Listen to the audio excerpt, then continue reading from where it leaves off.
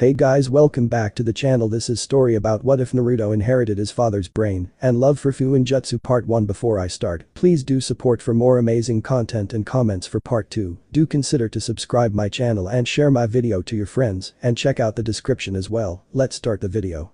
We live in a world full of infinite possibilities. There are things that we have yet to discover about chakra and how it works. Did you know that the human chakra could be split into two different components, the physical and the mental, the yang and the yin? Yang chakra would give you the body, it is what makes your body function. It's not just the blood flowing to the vessels and the organs that drives our bodies, there is something deeper at work, something that can be explained by chakra. And the yin chakra is something that cannot be ignored, it's what gives you your spirit, the feeling of being you, of seeing the world from your perspective. The ability to hear yourself think, the unique thing no one can ever take away from you till you die, and is different for everyone else. Consider for a second the amazing possibilities. My experiments have taught me that chakra does not behave like the usual energy you see, it's different, it has a certain multiplicity to it, the ability to exponentially multiply, because new things need to be created. I don't quite know how this even works, but it's possible theoretically to make a battery that can have chakra and use an amplifier seal and produce outputs that are far greater than the input. Nothing like how energy works, it's amazing the amount of things one can achieve, if only they have the mind for it. Imagine for a second, having infinite electricity, never having to worry about getting fuel because your chakra is fuel enough. Is it the spiritual aspect that makes it this way, or is it something else? I can't say, but what I can say is that if chakra can replenish in your bodies and not having any will kill you, then you can breathe life into inanimate objects and give them a life of their own. That is the ultimate goal, the aim of my experiments. What a load of crap this is. Ryusuke, look, a bearded civilian showed him a book, it was full of outrageous ideas. The writer talked about making chakra converters so that people who did not have the ability to use a particular affinity could use them anyway. No one had ever done this before, and the writer of the book was derided for being a complete lunatic. He had died in obscurity, but his books were still around. Not many people put much thought into this. Yes, Ken, the man called Ryusuke said, looking at the book, flipping through the pages. Infinite electricity, yeah right. This thing is complete gibberish. Take the name of the author, Ken said to him. I don't seem to remember for some reason. Someone called Nikarasu to Uzumaki. Upon hearing the last name of the author, Ken raised his eyebrows. Hey Ryo, doesn't he have the same name as that brat, you know, that guy with the thing in his stomach? Ryo looked like he had been hit with a mallet on his head, at least the shocked expression on his face could have been attributed to that. That brat, did you hear the Hokage put him in his own building? I cannot believe this crap. How does the kid get his own building while civilian businessmen like us have to toil for ages just to be able to put food into our families' mouths? This favoritism makes me sick, he said, throwing the book down. So I guess this book is useless then? Ken asked him, and Ryusuke nodded. He was not going to pay a single coin to Ken just to read Nikarasu to Uzumaki's complete gibberish. Just then his attention was drawn to Naruto Uzumaki. It was amazing how they were just talking about him and he had appeared. What great luck this was, like they were part of a story where things were happening to move the story along. Hey, his last name is Uzumaki, right? Let's give the book to his successor, Ken said, putting the word successor in air quotes. A useless book for a useless brat. Naruto looked up at the word brat, he had been used to that a lot and he was surprised to see a fat book being thrown at his face. It hit him in the nose and lay there on the street. The kid looked at the book and picked it up, giving it a once over before tucking it in his jacket pocket and walking along, shrugging off what had just happened. Good shot and good riddance, Ryo told Ken, who took the compliment in his stride, before proceeding to look at other trinkets that he would have liked to be removed from his store and could be sold. Ken and Ryo were people that are often present in history, people who unknowingly start a revolution, the pebble in the lake that starts the rippling of the water. They just didn't know it yet and they die without even realizing it, but they had started something great. A while ago. Naruto was 3 when he realized how smart he was. It was the age when people were taught how to read and write, but while other kids had moved at a snail's pace, painlessly learning each and every letter and kanji, Naruto had just grasped it, just like that. It hadn't made his caretakers happy, they had stared at him with suspicious looks when he had done that. It took him around a week to completely master the writing, and it wasn't just a dirty scroll other kids used to write in, his handwriting was almost spotless. It hadn't taken much time for him to want something more challenging than what he was forced to do. He had already picked up the whole thing in a week, so it was time to move on to the other projects, except there were none. He just stood there, watching other orphans, like him, play with each other whilst ignoring him, so here is Ainto playing in his mind, but then his caretakers scowled at him for just standing, and he was sent back to his room. He had no idea what he had done to deserve this kind of treatment, but he also realized that he was better than the way he was being treated, and one day, when he had the ability, he was going to do something about it.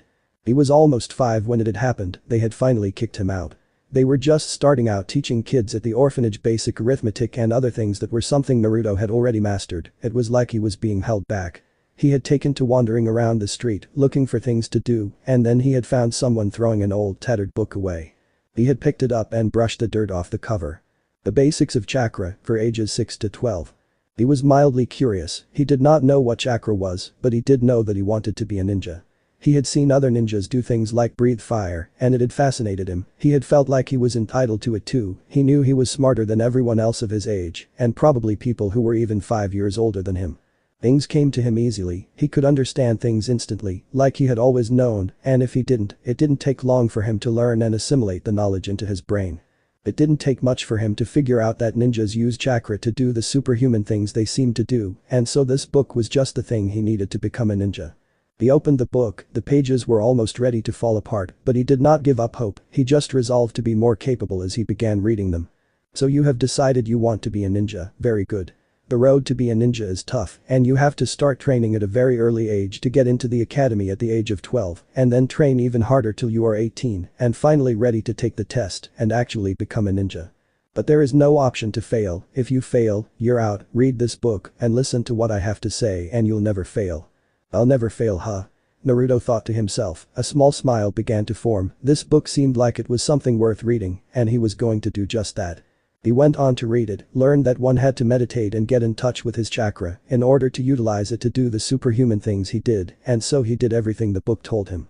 Meditated daily. No longer did he feel like he needed to be around his fellow orphans and hope to get picked to play in a game of ball. He just meditated whenever he could. It took him about 3 days before he felt a tug and realized that he had unlocked the access to his chakra pool.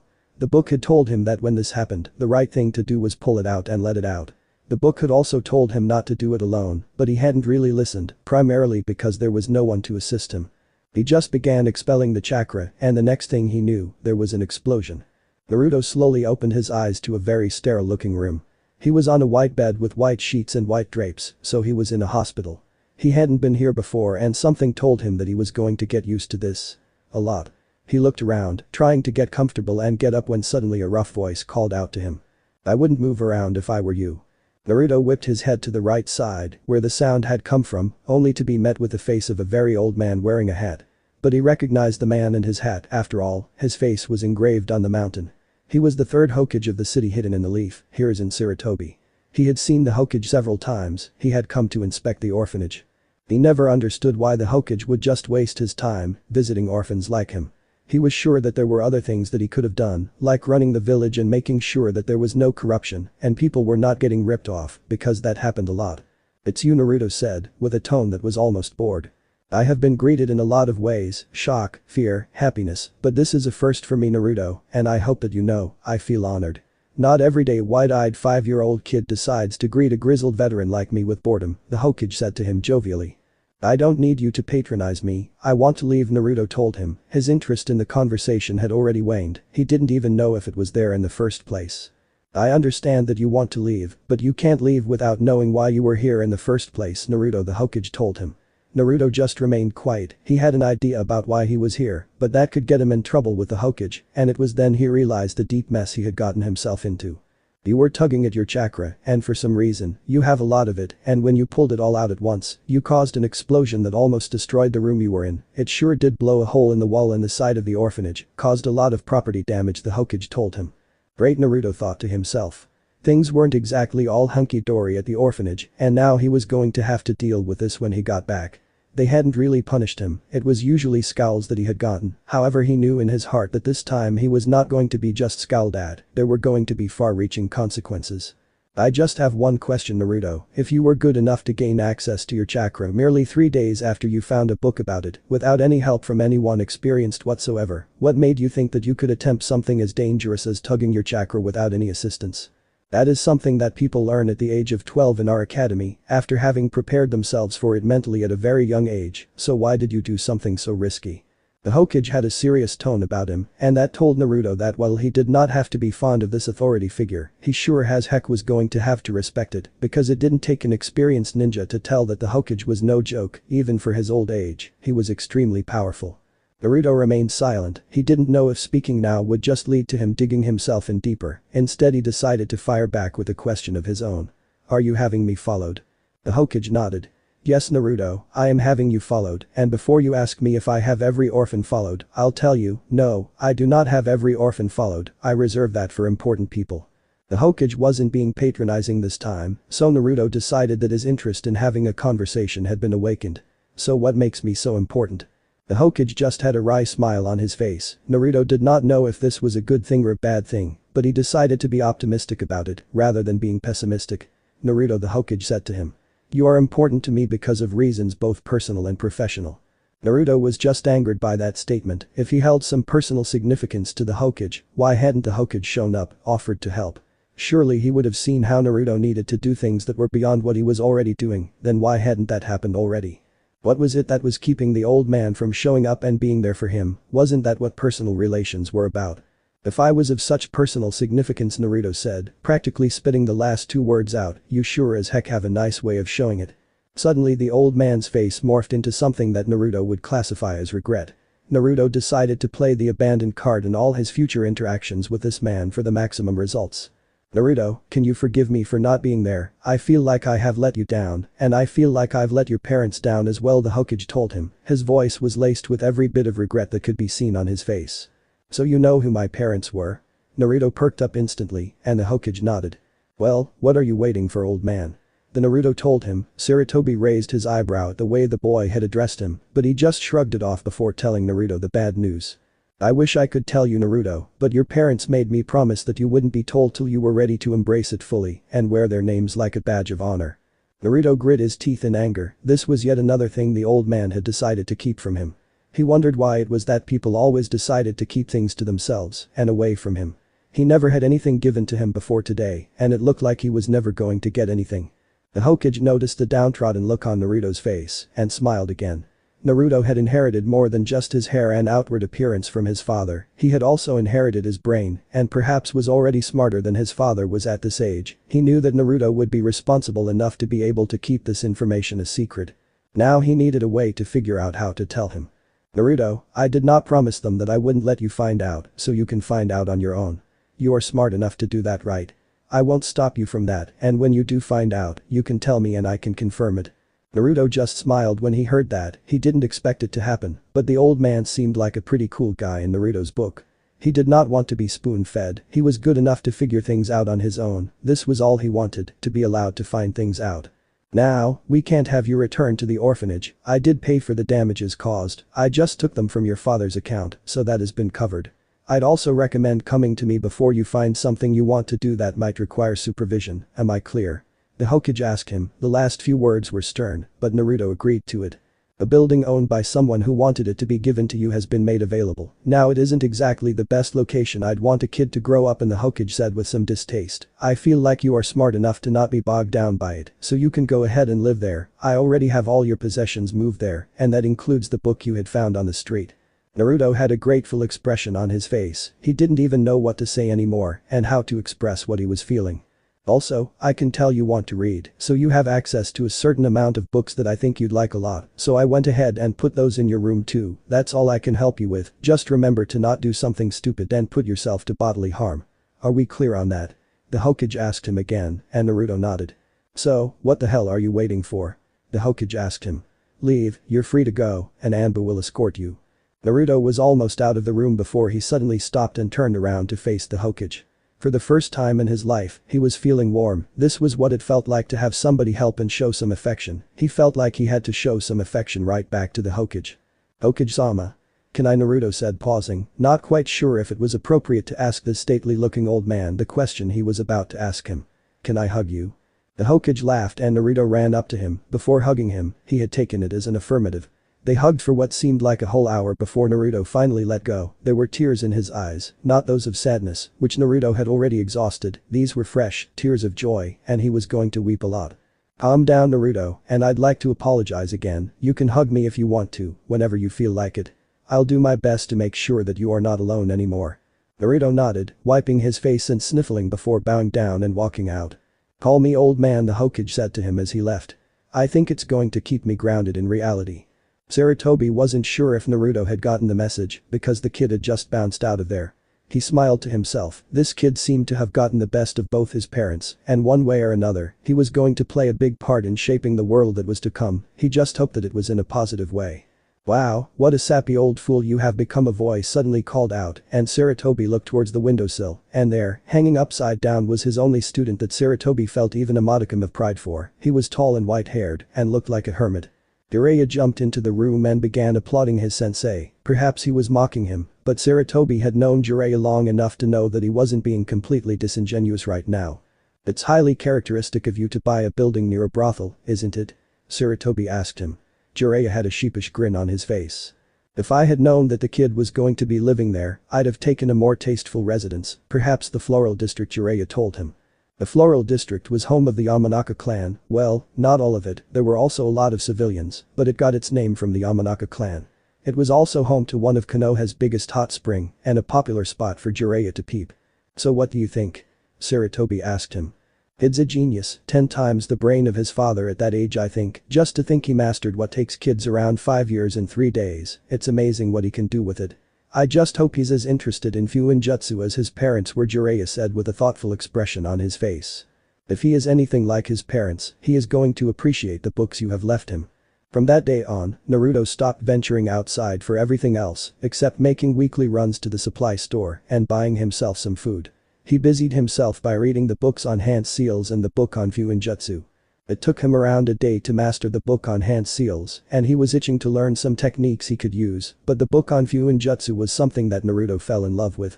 He had read it once, but then he had read it again, and again, and again, and he never got bored of it. It was like he could read things, and his mind would start imagining the potential the art had, and he realized what his goal was, to become the greatest practitioner of the art of Fuinjutsu. There were books on biology too, and things like politics and history. Naruto found that he couldn't care less about both politics and history. Biology was highly interesting, but he felt like history belonged in a dustbin, and politics were not for him, as he did not aspire to be someone who would require a knowledge of how to be a good politician. There were also books on the economy, which Naruto found useful if not interesting, and various other things like botany. He read through them like he was eating candy, just gobbling them up, but his love was still reserved for Fuinjutsu, nothing could take that away from him. Nothing at all. It was then he realized that while there were several books, there was nothing more than the basics. Maybe the old man thought that he needed to have a sound practice of the basics first, but he needed to learn more.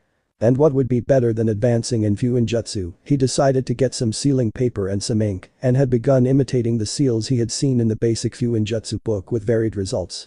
At first it was difficult to make the storage seal, but after doing it for a while, he had gotten the hang of it.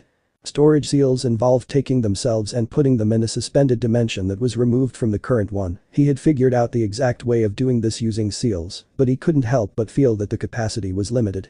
He had used ramen cups, which he had a lot of, to test for the efficiency, and found that beyond a 100, he couldn't get much in. He pored over the formula before deciding to make changes to it by trial and error. The first few seals left him with a blow-up mess of plastic, but on the third attempt he got it right. He had increased the capacity to a 150 ramen cups, something he could be proud of. The advantage of deconstructing the seals meant that he could analyze what each stroke did and then modify it, so he came up with absolutely useless seals, like a prank sealing scroll that unsealed all its components every 6 minutes, and other ridiculous, zany things like that. He wondered if he could seal a building in a storage seal, but he realized that a missing building was probably going to piss the old man off. He had even learned how to make explosive tags, just by noticing how the storage seals exploded. At first they were rather unimpressive explosions, but pretty soon he had gotten better at that too. Now he needed to show his work to the Hokage and ask him for some books on sealing, so that he could learn even more. And it was with that plan in his mind he had set out and had a book unceremoniously thrown at his face. He had taken it in his stride though and picked up the book, given it a once-over before tucking it in his jacket. Once he was away from the shops, he looked at the book. The experiments are detailed in my book. The aim is to show the world what can be achieved with planning and Fuinjutsu. I am going to tell you that it's possible to unseal glory and seal death and achieve everything there is in between. Naruto glanced at the book. It was grandiose from what he glanced at it, but it was different. It wasn't easy at all, it was really difficult. He realized he was going to have to work to really gobble up this particular book. He smiled as he decided to cancel the plan of visiting the Hokage and instead went right back home. And just like that, history had begun to be made. Naruto, aged 7. Jiraiya stared at Naruto's sleeping form. He was just lying there, sprawled across the floor. He was apparently tired enough not even to have made it to bed. They had met each other 1 year ago when Naruto had found out who his benefactor who had put him in this building was and soon figured out who his parents were as well. It didn't really come as that much of a shock to him that Naruto had figured it out. If anyone was smart enough to do it, it was Naruto. That kid was really smart. However, he was also a kid and it hurt Jiraiya to see his godson sprawled across the floor. He has no friends and so his seals are his friends. That's really sad, he thought to himself, realizing that it wasn't really that different for him as well. When he had joined Team Sarutobi, he was the odd one out with barely any friends. Tsunade was the Hokage's granddaughter and Orochimaru was already making a name for himself as a certified genius. Jiraiya was talented, but it took a long time for anyone to acknowledge his talent and he knew in his mind that it was going to take equally as long for anyone to see Naruto for what he was. He looked at all the drawings that were strewn about. Jiraiya could barely walk around without stepping onto some kind of plan. He cautiously picked up a paper to read it, only to be bombarded with sealing arrays that even he would find hard to decipher. What the hell is this kid making? Jiraiya thought to himself. The sealing arrays seemed to have all sorts of weird seals. There was a chakra input and there were complex converter seals, things that even Jiraiya, who was a level 5 in the sealing arts, would balk at trying to attempt, and yet this kid had shoved in a variety of those in his diagram. He had some sort of custom designed amplifiers as well, and it was in a handwriting that seemed to be a mix between his father Minato and various other people. There were books on biology just thrown around. He was sure he saw something about the optic nerves somewhere. Hey pervert, Naruto said, suddenly waking up. You know, you really shouldn't sneak in like that and I really need to design a nice little security system that wakes me up when an intruder happens by. I'm hurt, Jiraiya said in a mock sad tone. You think your own godfather is an intruder? Oh wow, godfather, Naruto sarcastically remarked. With godfathers like you, who needs intruders? That was going to shut Jiraiya up and it did. Naruto had not taken the news of his parentage very well, especially considering he had deduced what had been done to him. He had figured out why he had oodles of chakra in his body. It was all to do with him being the container of the nine-tailed fox. Naruto hadn't taken it very well. In fact, he had taken it so poorly that once his parentage and his secret had been revealed to him, he had become a recluse. It was almost 6 months before Naruto was finally willing to be on speaking terms with Sarutobi and Jiraiya again, and he wasn't really fond of his father and mother for sealing a fox into him. How many times do I have to apologize for that? Jiraiya asked him. A few more than the number of times you already have, Naruto told him. Now tell me, pervy sage, what the hell are you doing here? I was planning on getting some much needed sleep. What are you working on, kid? One seal master to another, Jiraiya asked him. He would call Naruto a seal master. He was pretty sure Naruto had already surpassed him. Naruto was capable of achieving anything once his mind was set on it, and Naruto had been doing this sealing stuff for almost 1 year now. It was hardly any surprise, given who he was related to. Well, I'd hardly say that you are a seal master, pervy sage, Naruto said, joking before taking a seemingly random piece of paper and pulling it out from a bundle of papers. Jiraiya had no idea how the kid managed to remember where he kept everything. Do you recognize what this is? Naruto asked him, handing him said piece of pulled out paper. Jiraiya looked at it and it was instantly recognizable. He had seen it several times on several heads of the villagers. It was the Hyuga seal that kept the Byakugan sealed.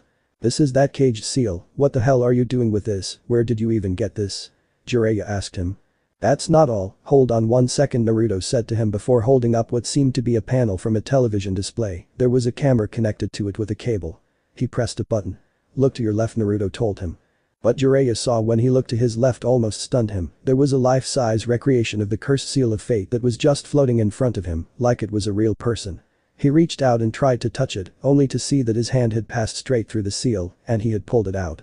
That's just a trick of the light, man. Don't worry about it, Naruto told him. Now pay attention to the lines of the seal. I'm trying to come up with a counter to this. Naruto, Jiraiya said to him. What the hell is this? How did you make it? It's called a hologram, Naruto told him. Well, he said, quickly correcting himself. Not exactly a hologram, more like a trick of the light. It uses a phenomenon many civilian physicists study in universities. Just draw some light, which is from there, by the way, Naruto said, pointing towards a projector that was connected to a plug point, and tilt the glass at a particular angle. And use some steam and viola, Naruto said with an exaggerated hand gesture. You have a lifelike recreation. It kind of spoils the image if you ask me, but it looks rather cool, doesn't it? That's why I made this, Naruto told him. So you made this because it was cool? Jiraiya asked him incredulously. Naruto nodded. This kid was amazing. Many 7-year-old children at this moment were probably dreaming about becoming a ninja and breathing fire, and here Naruto was working on recreating lifelike images because he thought it looked cool. He thought that was amazing. Where are you getting the steam from? Jiraiya asked him, and Naruto instantly perked up as he hurried over and picked up another random piece of paper. I really need to make this place neater, Naruto told him apologetically before unrolling the scroll and showing him a seal. I saw the Hokage's bearded smoker's son use a knife that conducted chakra, so I got some conductive metal with the money I had saved, and I had it shaped into a hollow box. Now using a clever trick, amplifying seals and the like, I place chakra storage seals at the bottom, and they convert to water, before being heated up and producing steam. If I run this at a full capacity, it could probably work for around 3 days before running out, but I don't usually do that, so this one has lasted a month. Once the chakra seal is extinguished, just stick a new one there and complete the circuit. Jiraiya was already lost as Naruto continued explaining. He stared at the fascinating diagram that the blonde had given him. He had essentially come up with some sort of fog machine that could theoretically be used as a smoke bomb. The applications were limitless. Are you even listening to me? Naruto asked him, which brought Jiraiya back to the land of the living. Sorry kid, this thing is pretty amazing, but something tells me this is not even your most complex work yet, is it? Jiraiya asked him. Naruto had a grin on his face as he shook his head, telling him that there were things more complex than the steam machine he had made. Maybe they were in his mind, but very soon he hoped to put them into action. Now he said, telling Jiraiya to look at the hologram again. This is what I was talking about. I was trying to come up with alternate solutions to this thing, Naruto told him. Alternate solutions to the caged seal. I don't quite understand what you mean by that, Jiraiya told him honestly. He had tried to reach out to the Hyuga clan. Several human rights groups had claimed that what the Hyuga of the branch clan went through was slavery, but the Hyuga clan was stubborn and resistant to change. The caged seal in its current form could be used to inflict some sort of torture if anyone from the main branch so desired, and Jiraiya knew that it was inhumane, but trying to get it changed had fallen on deaf ears. What I mean is something that is more, I don't know, humane. Naruto told Jiraiya in a bored tone. I've seen the seal being used recently, and it was one of the most inhumane things I've ever seen, and I've seen a body get its head cut off. Do I want to know about this so-called decapitation you have witnessed? Jiraiya asked him, to which Naruto shook his head. This seal is complex, man, it's pretty damn complex. It's also extremely old-fashioned. It seems to do things the old-fashioned way. Surely there is something else that could protect the Byakugan. I have tried looking into alternate things that would prevent the Byakugan from being taken. This seal only activates when the person who wears the seal actually dies, so there has to be something else, I'm sure of it, Jiraiya said, scratching his head. Which leads me to asking you for something. You don't suppose you have some Byakugan eyes laying about, do you? Jiraiya stared at Naruto with an open mouth. Now Naruto had had some really eccentric requests in the past. He had once asked the Hokage some extra money because he wanted to watch a prostitute do her work. It was not because he was aroused, but more because, as Naruto had put it, he was curious. He had often persuaded the Hokage to let him sit in on surgeries so that he could see how the doctors did their work, but this had to be by far the most unsettling thing his godson had ever asked from him. Haha, relax you pervert, I am joking, Naruto said, laughing upon seeing a shocked expression on Jiraiya's face. Oh boy, I got you good, didn't I? Jiraiya just mumbled to himself about troublesome godsons, which only made Naruto laugh harder. That was another thing that had changed about him. Naruto had started laughing. He had become more like a kid when he had started working with seals. It was amazing to see him like this, but it was like introducing him to seals had saved him from going down a dark path. And Jiraiya silently thanked his sensei for having the common sense to do that. So you took a picture of the seal, and you seem to have deciphered most of it, is that what you want to tell me? Jiraiya asked him, and Naruto nodded. That was exactly what he had wanted to convey to Jiraiya. I thought we could use something to bargain against them. I mean, didn't those stuck-up idiots claim that their seal was a work of art so superior that no one could understand it? Well, I just finished almost 90% of understanding this piece of torturous garbage, and before the end of the week, I can come up with an alternate way to preserve the Byakugan, Naruto said. His tone was bold. Almost like he wasn't asking Jiraiya to believe him, he was telling him to. It was a bad thing having you play around the Hokage's office, Jiraiya told him, smiling. So why were you here anyway, anything important? Naruto asked him. Well, Jiraiya said to him, I was going to drop off some stuff for you, you know, sealing related. I've been away for a while, and I thought you could use these, but you are already well beyond the level of these books. Just leave them on that table there, Naruto told him. Man, I really need to learn how to organize this stupid house before I get buried in papers. That would be an understatement, Jiraiya remarked before deciding that Naruto really needed to sleep. There were dark circles under his eyes after giving him a stern order of sleeping, which Naruto thankfully complied with. Jiraiya left. Naruto, aged 11. So did I pass, old man? Naruto asked the Hokage, who just stared at the blonde kid who was sitting across him. Naruto didn't really have any sort of anticipation in his voice, almost like he knew he was going to pass, and he was asking just because he thought it would be appropriate to ask the Hokage. Yes, you have passed your pre-academy tests, and like you predicted, there were attempts to sabotage you, however those have been dealt with, the Hokage assured Naruto. For someone who was just 11, Naruto had great precognitive abilities. Some people who believed in the occult would tell you that it was because Naruto was a psychic, but Naruto was not a believer in the occult, he just claimed that he had been that way because he had studied human behavior. Perhaps it was not the wisest move to let Naruto sit in on interrogation sessions, but for some reason, Naruto wasn't into it in the sadistic sense you'd expect someone who watched interrogations to be. He was just sitting there, taking notes. There were already jokes that Naruto had filled at least 1,000 books in his house just by taking copious amounts of notes. He had switched to books after the mound of papers in his house had gotten to the point of being suffocating. It had taken him a week to diligently copy everything important down in books, but once he had done that he had a lot more space in his apartment. I don't see why you just don't skip the academy and become a ninja, Naruto. I mean, you already sit in on interrogations and watch surgeries take place, although you still won't tell me where you've seen a man get decapitated, but I suppose we all have our secrets, don't we?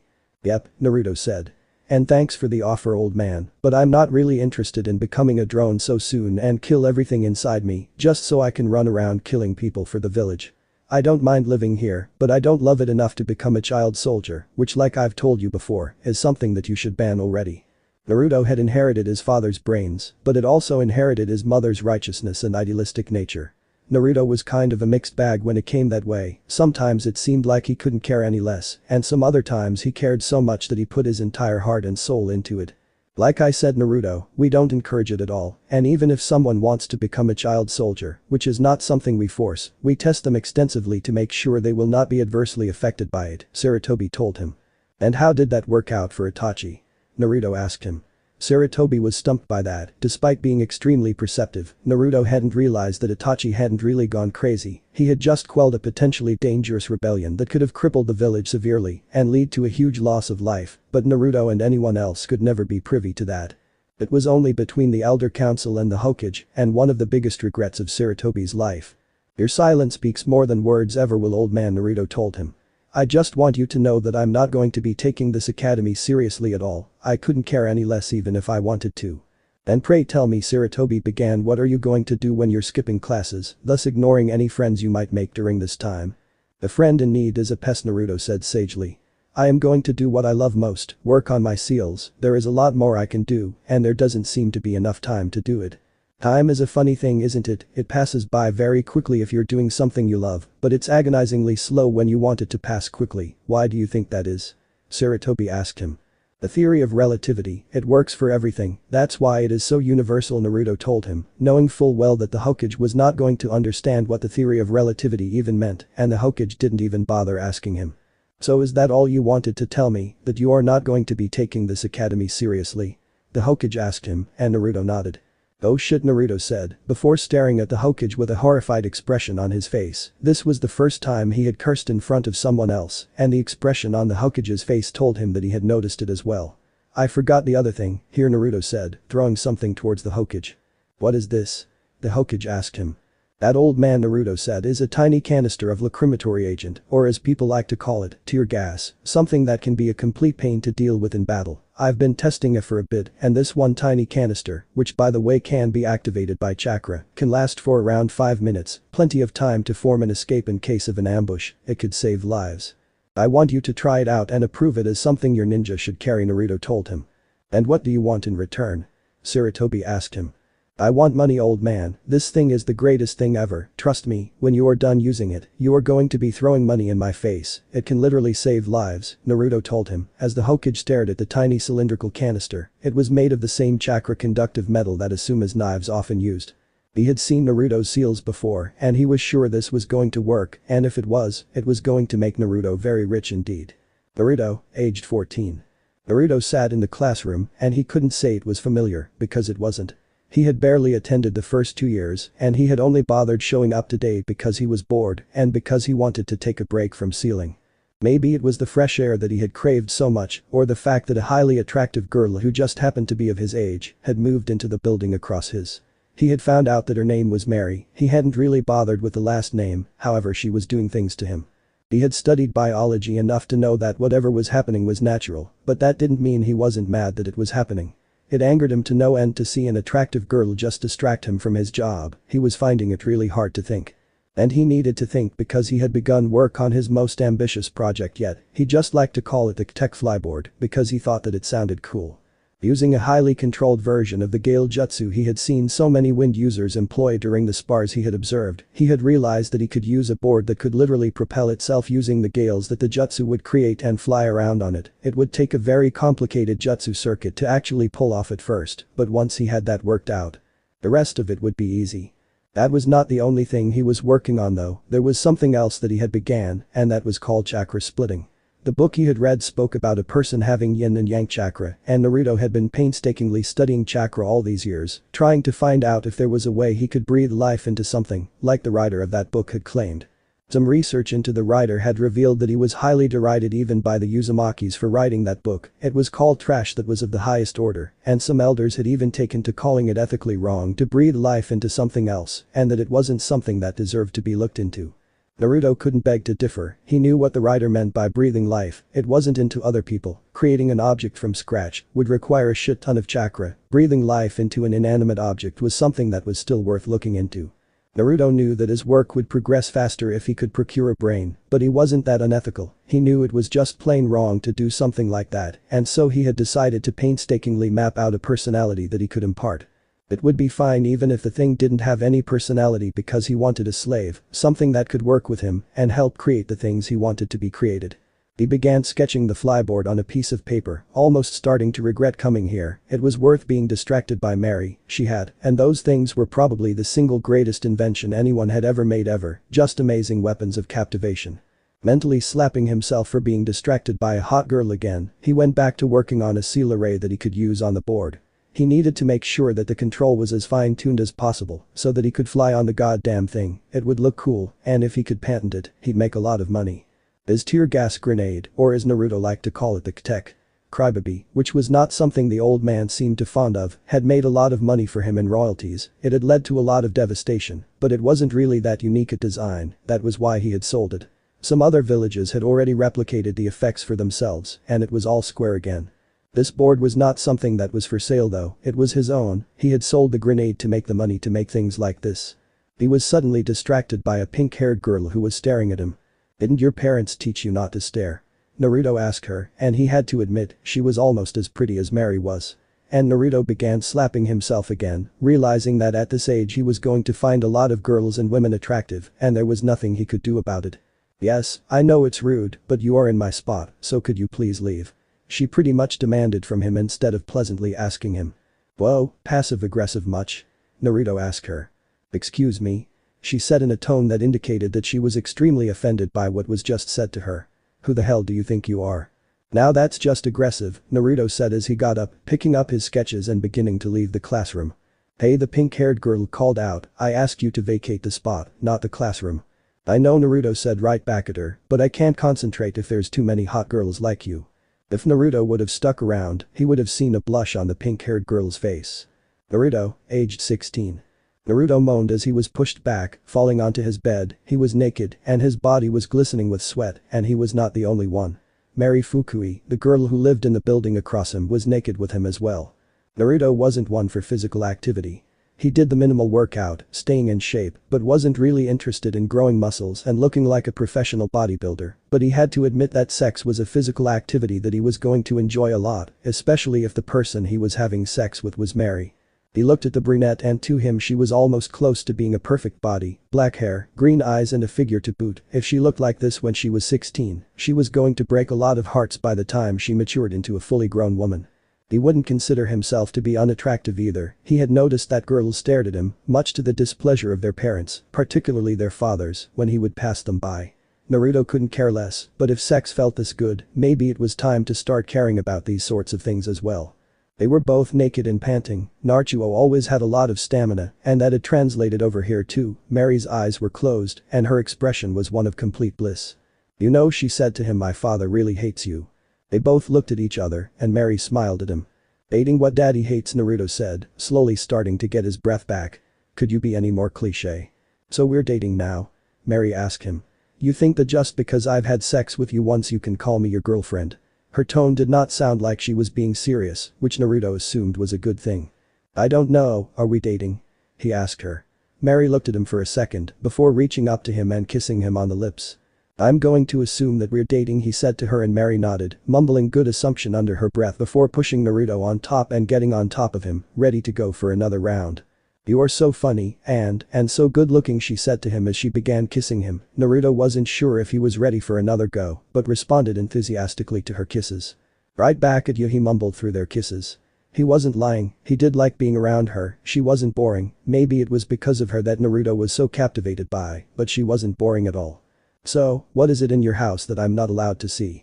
she asked him, shuddering slowly as she let him enter her. Naruto moaned at the penetration as well, waiting for her to adjust before she slowly began moving back and forth. "A lot of things," Naruto told her. "There are some things that you wouldn't know how to deal with," he told her as she began picking up her pace. He wasn't sure she even heard because she was moaning pretty loudly. "Does all this have to do with why my dad calls you the fox brat?" she asked him. Their pace had really quickened now, and Naruto didn't even know if this conversation was worth having anymore. "Not really, no," Naruto said, barely able to get the words out as their pleasure continued to rise. Thankfully Mary decided to stop talking and embraced her moaning as she continued to move, letting Naruto relax while she did all the work. Naruto found his thoughts wandering. The fact that Mary had heard about the whole fox brat thing was troublesome, primarily because he wasn't sure if she could deal with what was inside him. He wasn't sure if he had successfully dealt with the fox. It had been ages since he had found out that there was a fox in his tummy, and he was still pissed off at his father about it. There were moments when he was a kid when he had wished that he had never been born because it hurt to be so alone, but of late he hadn't felt that lonely, and right now he was definitely not alone.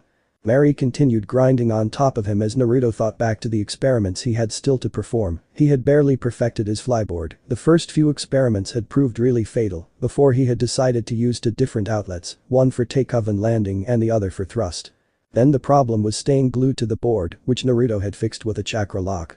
He had to leave the village to perform the experiments, and in times like these, he was glad that the Hokage had even given him permission to venture out from the village like the rest of the children. He moaned again, his thoughts being dragged back to the present as he reached out and grabbed Mary's. She seemed to like that, so he began massaging them before going back to thinking about the separation of chakra. He was very close to actually doing it, separating chakra, pure yin and yang chakra, and he actually had his father to thank. His father had used a seal that had taken the fox's yang chakra only and sealed it in his body after that. For a man who hadn't made the smarter decision in times of trouble, he sure was a genius seal master. Naruto often wondered what would have happened if his father had started training as early as him. "Naruto?" Mary asked him. "Are you paying attention?" "I'm close," she said. And suddenly Naruto realized that he was close too, so he grabbed Mary's arms forcefully, stopping the grinding before reversing their position and getting back on top again. He began thrusting into her with renewed vigor, silently thinking to himself about how shameful it was to think that his arousal had increased because he had been thinking about his scientific experiments. "Wow," Mary said. "Go faster," she told him.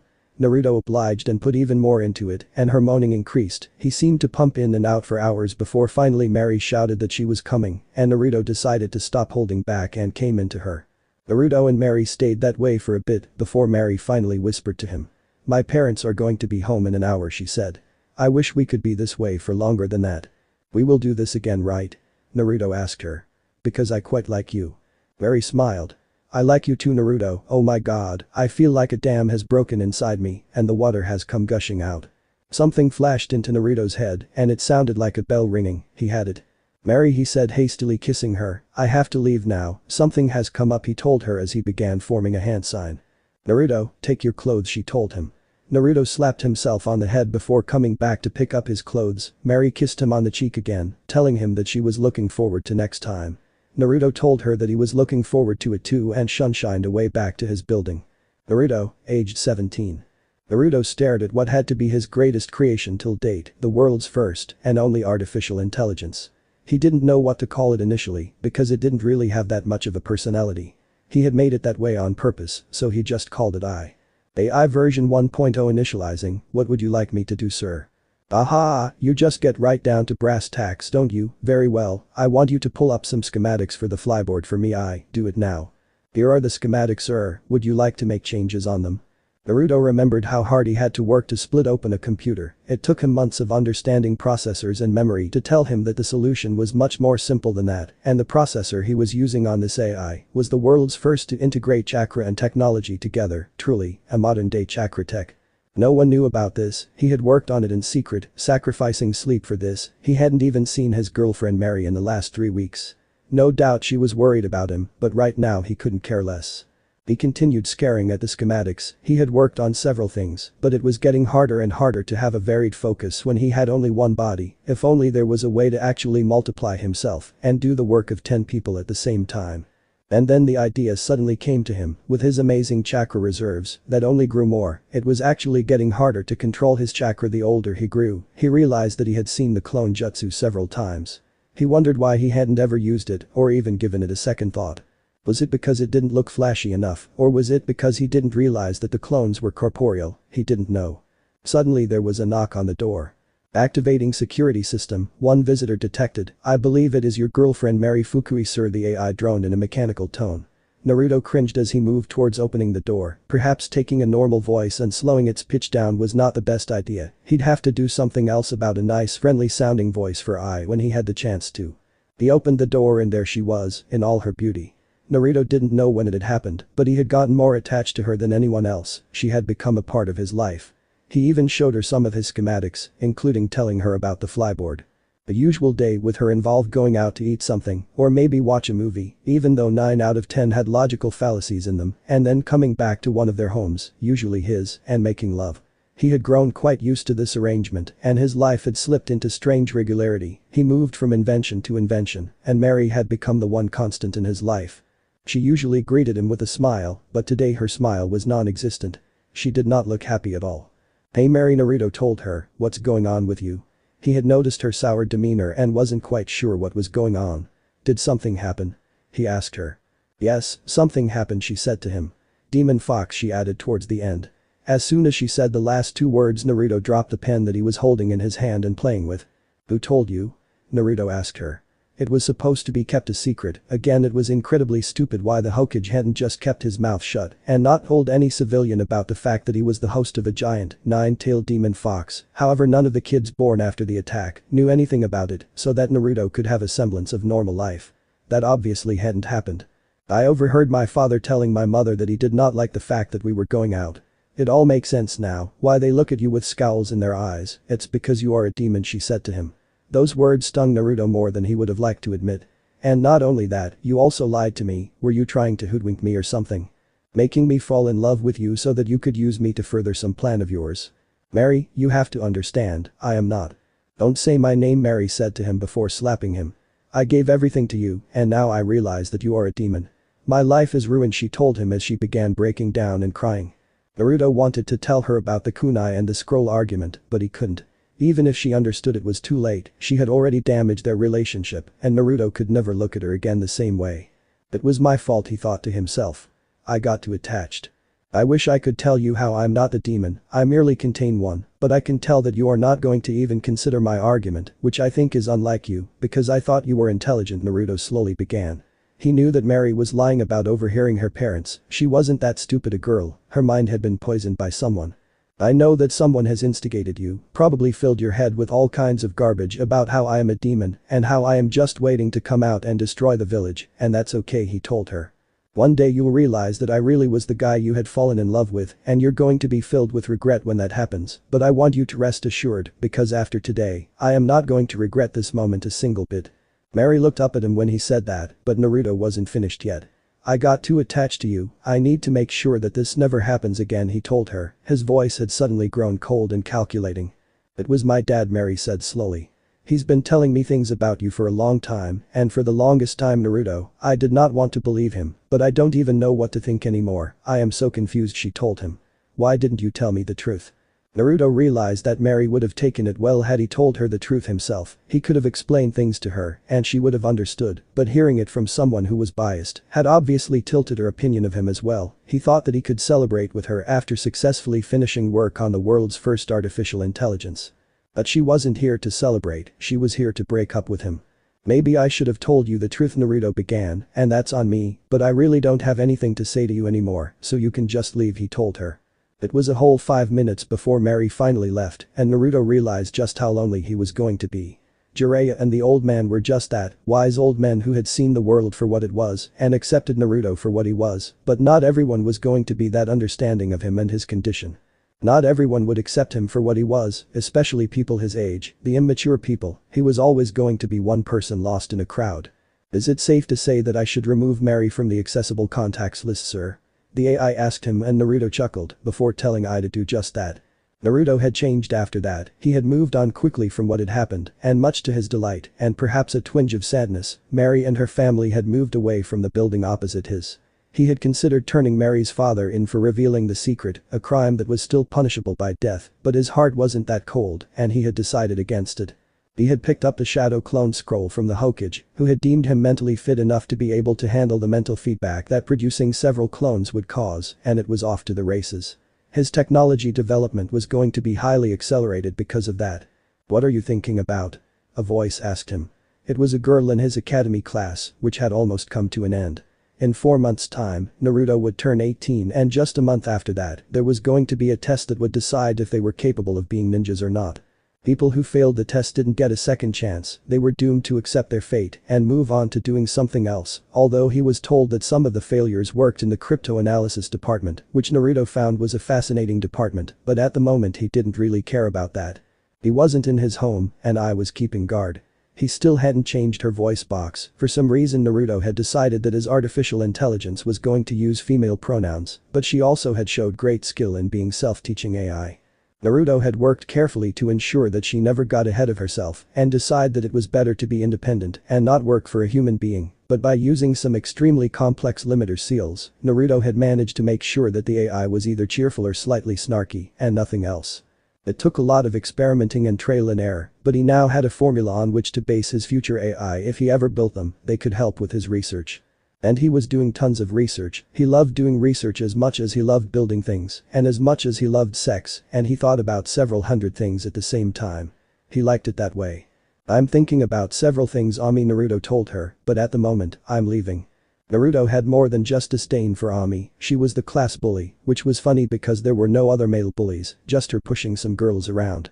She was attractive though, and thus Naruto had decided to use her for his carnal desires, but even he knew that while she was good looking, she was no Mary. No one could be Mary.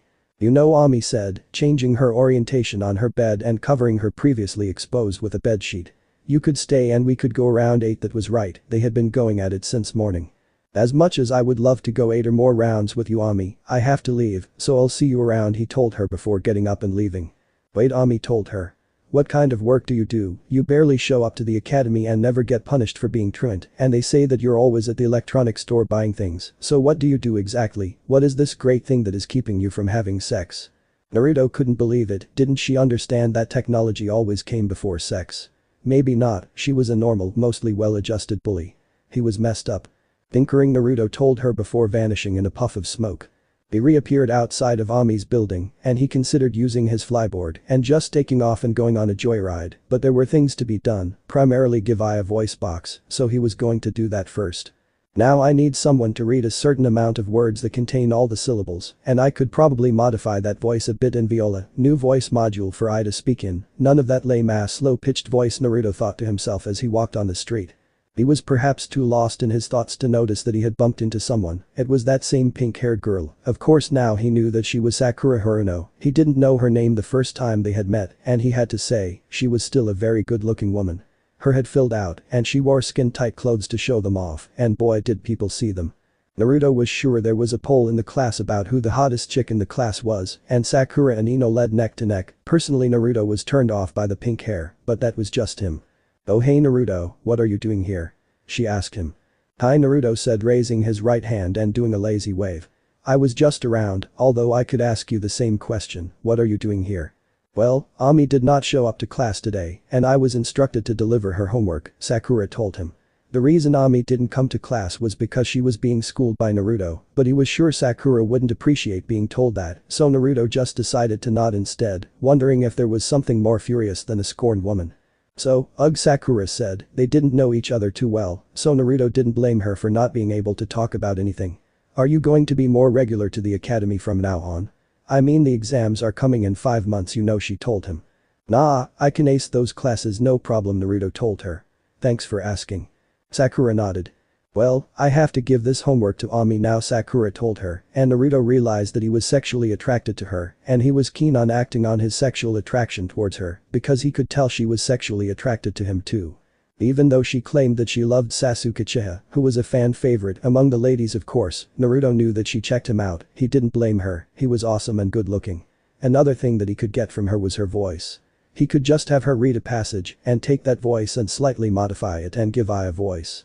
Sakura, wait, Naruto told her, stopping her before she could leave. I need your help with some stuff, so how about after you give the homework to Ami, you come over to my place? I mean, I can tell you about what I want you to do on our way there, Naruto told her, and Sakura looked like she was considering it for a second before she smiled and nodded. She then proceeded to enter Ami's building. Sakura came back out 5 minutes later with a scowl on her face. What happened?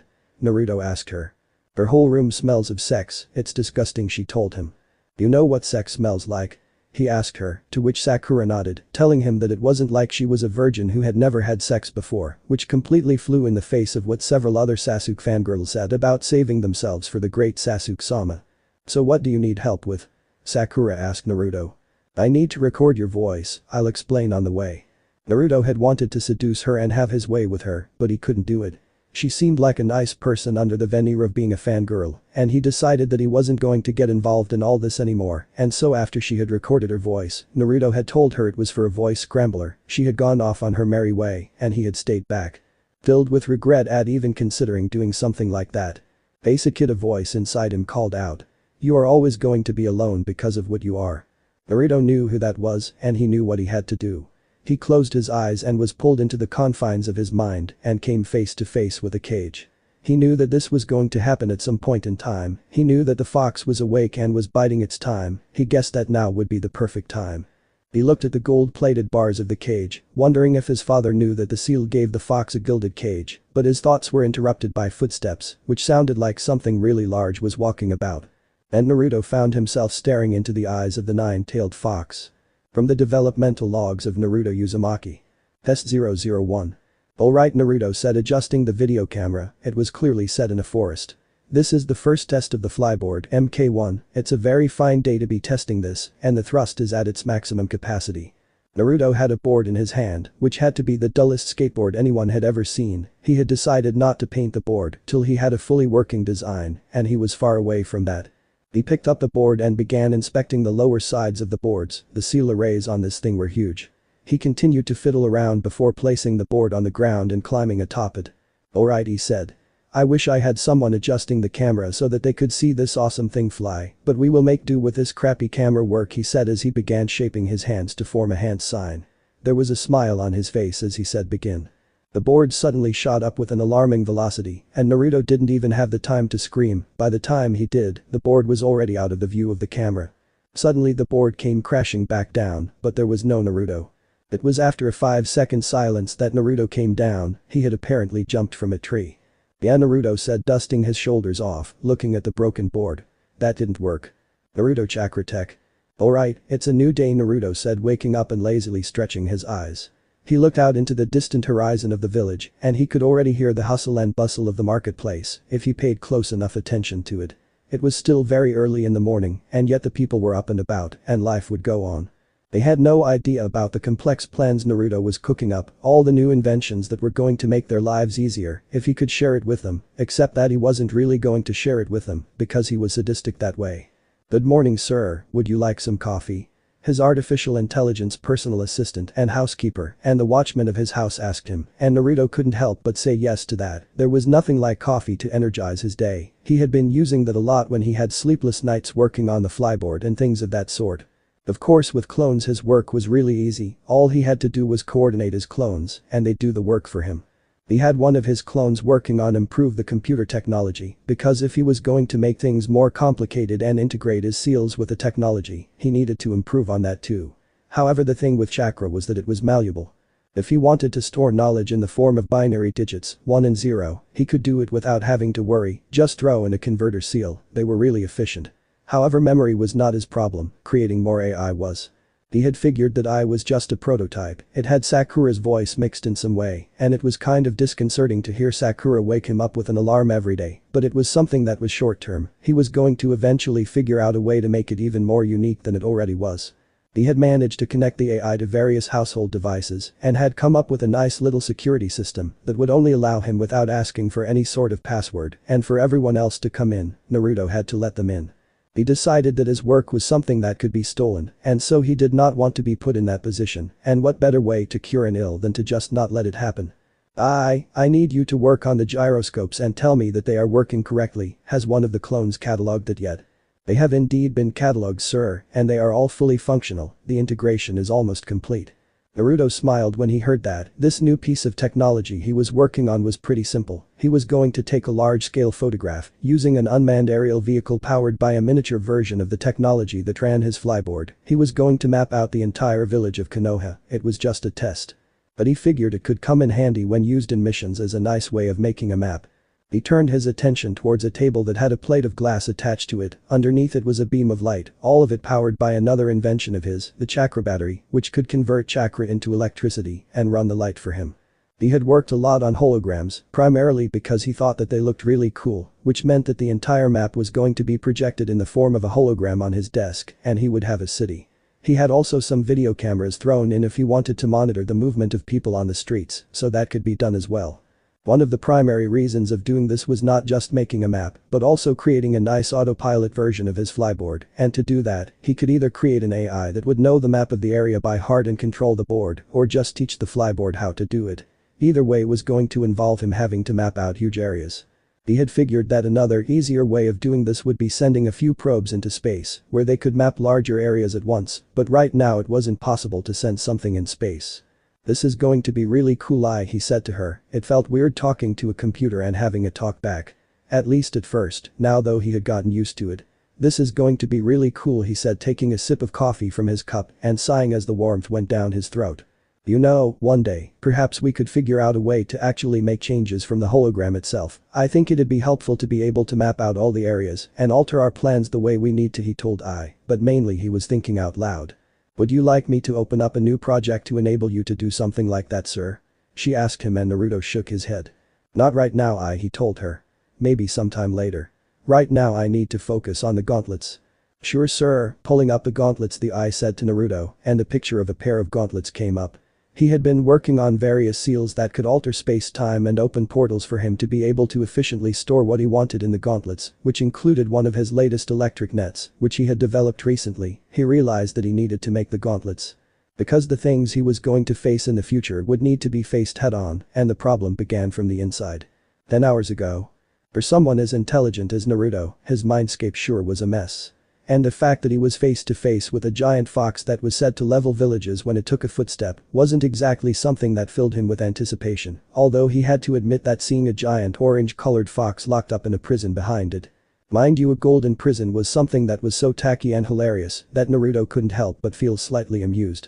"Wow," he said, clapping sarcastically upon seeing the fox, trying to tell it that he wasn't really scared. "I see you've got that golden cage working for you." He was trying to sound as nonchalant as he could. "Man, you're pretty loaded here, living the life." The fox just sneered at Naruto, and he had to admit, the sneer pushed him backwards. He wasn't expecting that to happen. "You think you are so funny, trying not to be afraid, but from the inside, it's just what you are, afraid and alone. Hiding behind your so-called technology, trying to get better," the fox began saying. Naruto wanted to interrupt and tell him that he wasn't that scared, but he figured he'd let the fox speak again. "Why is it that you hide behind your technology? Is it because you know you do not have the potential to be anything greater than just a mere engineer, someone who can build things for others to use, but never be good enough to use them himself? Is that what you are, Naruto?" "What I am is loaded. I mean, I sold one particular piece of technology I had come up with in my sleep, and I made money enough to last me at least 10 more years, and more than I'll make for a long time to come." As a ninja, Naruto fired back. It was true, he was pretty rich himself. Ah, so you're one of those people who think money is everything. Money is not going to save your life, boy. The fox said the word boy with such contempt that Naruto was taken aback, something that Naruto hated to admit was happening far too much in this conversation between a boy and his pet demon. I'll have you know I turned a man in around a week, and as far as I'm concerned, I've been a man for the last 1 year. Naruto thought back to the time he had lost his virginity to Mary, except it hurt him to think about her right now, and there were far more important things for him to be concerned about than this. The fox was silent for a while upon hearing Naruto's response, before it let out a laughter. Now Naruto had heard kids laughing, he had heard himself laughing whenever he was out for a flying session, or when he came across a particularly challenging seal, but this was something else altogether. This wasn't a laugh that was full of joy and happiness, or even mirth. This was sinister, it was evil. It was the stuff that people usually saw in movies. I have to tell you, boy, you are pretty hilarious. It has been more fun being sealed inside you than inside anyone else, which I suppose is a good thing. Naruto was slightly alarmed upon hearing that. This clearly meant that he was not the first person that the fox had been sealed in, there had been at least two more within him. It was clear just from the way the fox seemed to be speaking of his previous hosts. Who were the people before me, who the hell were you sealed into?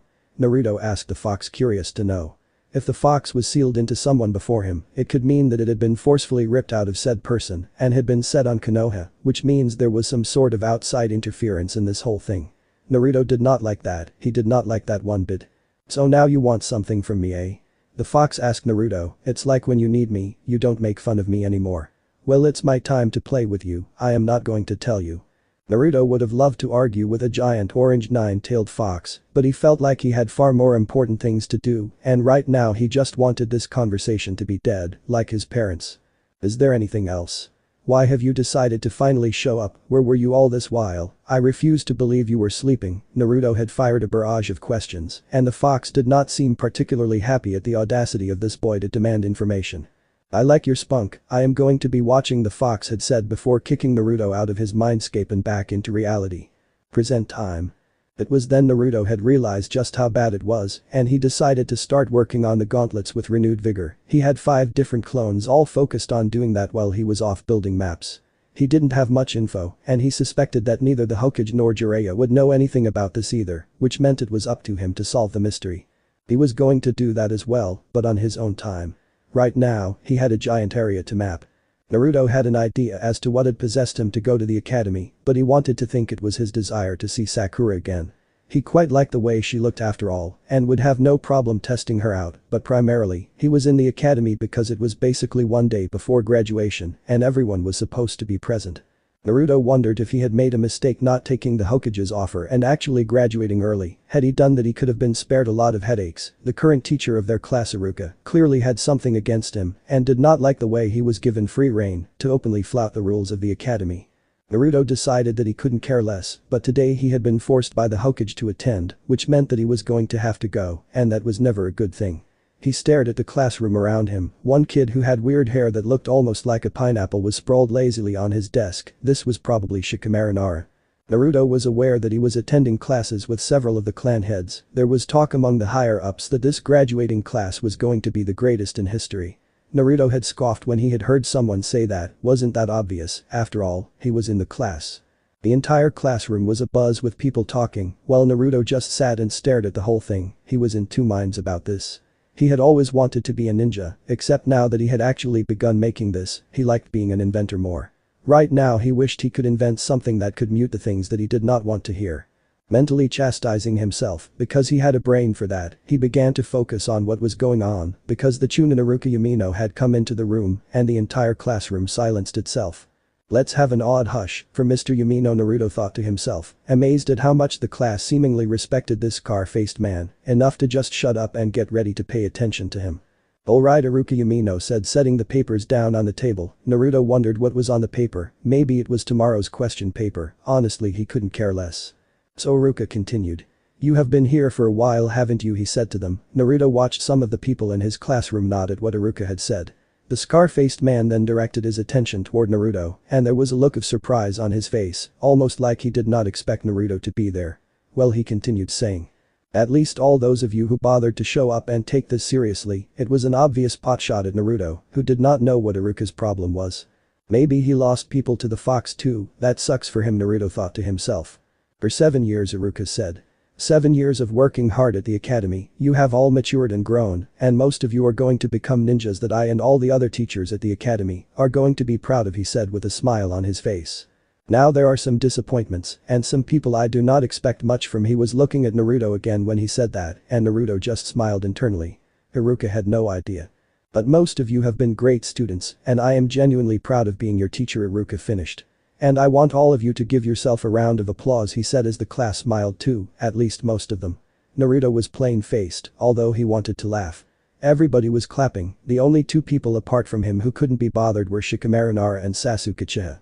He didn't know them well enough, but he knew Shikamaru was far smarter than what he let on, and Sasuke Uchiha had an ego the size of a mountain. The applause continued for around a whole minute, and Iruka let the student soak it in. He then cleared his throat as the classroom was silent again. Now Iruka said after the din had died down. You're not clear yet. All of you have cleared the tests required to be able to take part in the final test, and I'm here to tell you that it takes place in 2 days' time, he said to them. The people in the class who may have started slacking off sat right back up, listening with rapt attention. The life of a ninja is unexpected, of course, so sorry if we didn't announce this sooner, and I'm not going to lie to you here, but I don't think all of you will pass. Some of you will most certainly not make it, and for those who don't, I'm sorry, but it's time to do something that is different from a shinobi career, he told them with a somber tone. Naruto turned his attention towards the door, and there was a new addition to the room.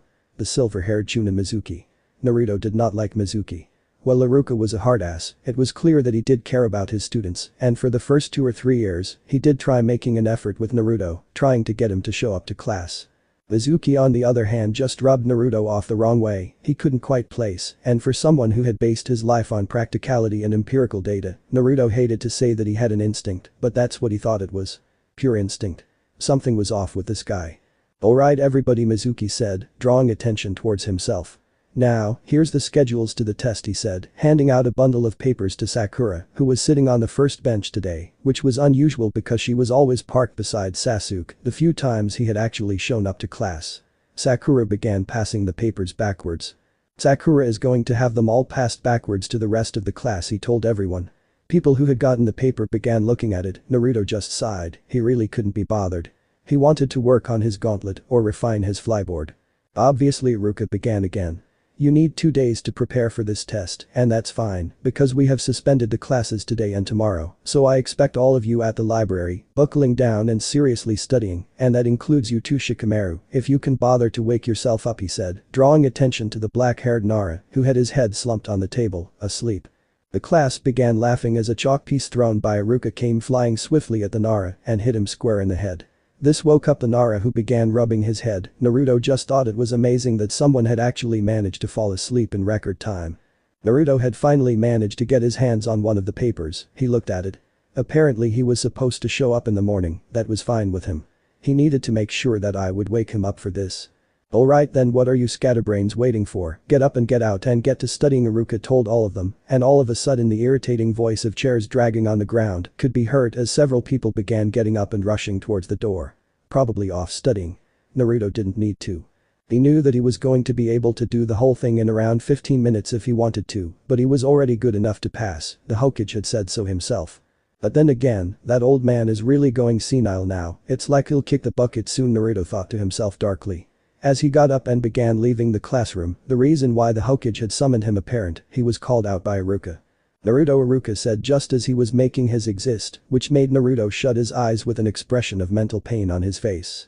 The last thing he had wanted to do was get into another confrontation with Iruka, and he had gotten into some earlier, most of them were about him not attending the academy and just lounging around in his room. Iruka probably thought he was wasting his time, although Naruto was doing everything but that. He turned around and faced Iruka, getting his game face on. Yes, sensei, he said to Iruka, trying his hardest to be as restrained as possible. He did not want to get into another confrontation with this man, there were bigger things he had to get to. You do know you are the one I was directing some of the comments I made at, you know, the ones about not taking this seriously enough? Iruka asked him. Naruto nodded. Yeah, I kinda got that, nice job on that subtle message delivery, sensei, Naruto told him, his voice was dripping with sarcasm. Message received. Iruka's eyebrows twitched and Naruto smiled again, it was good to know that he had riled up his sensei enough to get this sort of reaction from him. It was clear to the blonde that Iruka was trying to control his anger. I meant every word of it. I think that your ninja career is going to end in nothing but disappointment because everyone else in this class, even Shikamaru, the laziest one here, has taken it with a degree of seriousness. Everyone except you, that is, you don't seem to take anything seriously at all, and that is a big flaw in the life of a ninja. We take everything seriously, Naruto, you should know that now. Naruto looked at him with a hard expression on his face. He was almost angered by that. He hadn't really gone out of his way to pretend that he was dumber than he was, people had just assumed that for him. Of course, some people like Sakura, who he had worked with, seemed to know that there was a rhyme to Naruto's apparent madness, but no one had gotten the complete picture. His godfather was busy running his spy network and hadn't seen him in years. Even the Hokage had stopped contacting him once it was apparent that Naruto was capable of taking care of himself. Even his tail had been lifted as he had grown up. Well, he took that as a show of respect from the Hokage, a message telling him that he was trusted. Naruto knew that setting a bad impression with everyone else meant that he was going to be underestimated and not taken seriously, and he was prepared for that. Actually, he was counting on people underestimating him. Because he was going to kick everyone's ass while they were not taking him seriously enough and then wonder what the fuck just happened. I'm glad you think that Iruka-san, Naruto said, deciding not to call Iruka-sensei just to show him how displeased he was by that comment, even though he knew it to not be true. Iruka seemed to have picked up on that because his face had shown just a slight glimpse of alarm. Maybe it was not the man's intention to rile him up like that. You have a right to your opinion, Iruka-san, and I have a right to mine, so I respect that. Since we're sharing opinions now, Iruka told him. Why don't you tell me what yours is now? I mean, you seem like you want to say a lot of things, so you'd best get it out, because day after tomorrow, we probably won't see each other again. A lot of people say that they want to hear positive and negative opinions, but a lot of those same people are nowhere close to ready to take the negative opinion the way it is meant to be taken, Naruto told him. It's my opinion that you are one of those people, so I'm not going to say anything at all. Naruto, you barely attended classes, and I can't believe you weren't kicked out. Even the civilian council wanted you out, but I watched your back. I told them I could turn you around, but once it was obvious that there was no turning you around, I gave up, except this time the Hokage seemed to have taken a special interest in you. He let you stay in the academy every single time you missed an important test. I can't believe you've actually made it this far, Naruto, but you can't blame me for thinking that you are going to fail, because you have given me no evidence to the contrary. Naruto thought about what Iruka had said, and he had to admit the man was right. After all, he did not know about Naruto's activities and what he was really doing, so he didn't see why Iruka would think he was actually a genius that had a level of intellect that had never ever been seen in this world before. I really hope you don't blame me when you do fail, Naruto, because as much as I'd love to take your test for you and have a 100% record, you are not going to pass, and that's a fact. It was at this point a dam inside Naruto broke, and all the emotions he had been repressing came gushing out. He was angry at being ignored, angry at having to do everything by himself. Other people had parents and friends to spend their time with, and while he loved seals, they were not companions. Naruto's best friends were seals. He was over that, he didn't want those friends anymore, but it still wasn't fair what was done to him, and Naruto found that to be the most egregious thing of them all, and he knew that the conversation was going to take a bad turn from here on out, but he didn't seem to care much for that. I'm not blaming you at all, Iruka-san, Naruto told him. I'm not blaming anyone because I haven't failed yet. The fact of the matter is that you don't know if I'll pass or not, and that test is 2 days later, and that's when you are going to find out if I'm going to pass, Naruto told him. Iruka just continued staring at Naruto's slightly raised voice. All I'll say is that if you really did try, thanks, because I don't get a lot of that in my life. Not many people look out for me, he said. Even though he was pretty much over it, it was hard not to let a little bit of sadness creep into his voice. I just want you to know, Naruto continued, that as much as you'd like to clear your conscience by saying that you really tried hard with me, the simple fact of the matter is that I don't need your help. I've been alone since I was born, an orphan who had no one looking out for him for a long time, and I learned to live with that and adapt to that, so don't tell me that you tried to help me. Because I didn't ask you for help, Naruto told him. Iruka was now dumbstruck by what Naruto had told him, and there was regret on his face. Naruto smiled internally again. He loved manipulating people by playing the all-alone card over and over again. It did do him a lot of favors as he was growing up. Also, you and I both know that even if every one of us passes, most of the class is going to die within their first 10 missions, Naruto told him. There are around 150 kids here in 6 sections, and even in our class of 25 people, I don't think more than half are going to make it. 5 of them are going to be dead by next year, so why don't you go stick that in your fucking trophy case? Naruto asked him. I regret ending our conversation like this, Naruto, but really I have nothing more to say to you at this point, except that I hope you actually show up to the test, Iruka told him. Naruto glared at Iruka. He did not want to speak to this man anymore. You know what, Scarface? he said, watching Iruka twitch again. I am going to show up, and I'm going to show you what I'm capable of, what you've been missing all these years, and it's not because I want to impress you, I actually do not give a single fuck about your approval, I'm past that. I just want to do it for the heck of it. I'm going to ace your fucking test, and I'm going to do it with such ease that you're going to think I have my eyes closed and taking a nap, he told him. And that's not all, since you seem to think I'm going to be such a great disappointment and not going to go far in my ninja career, I'm going to go really far, I'm not going to do it because I want to, I'm going to do it just to spite you, and then you and everyone else in your stupid academy who has tried to manipulate my test scores and make me look bad is going to be fucking sorry. Really sorry that I got as far as I did, and you're going to regret saying those things to me, Naruto was now shouting, and Iruka seemed glad that they were in an empty classroom.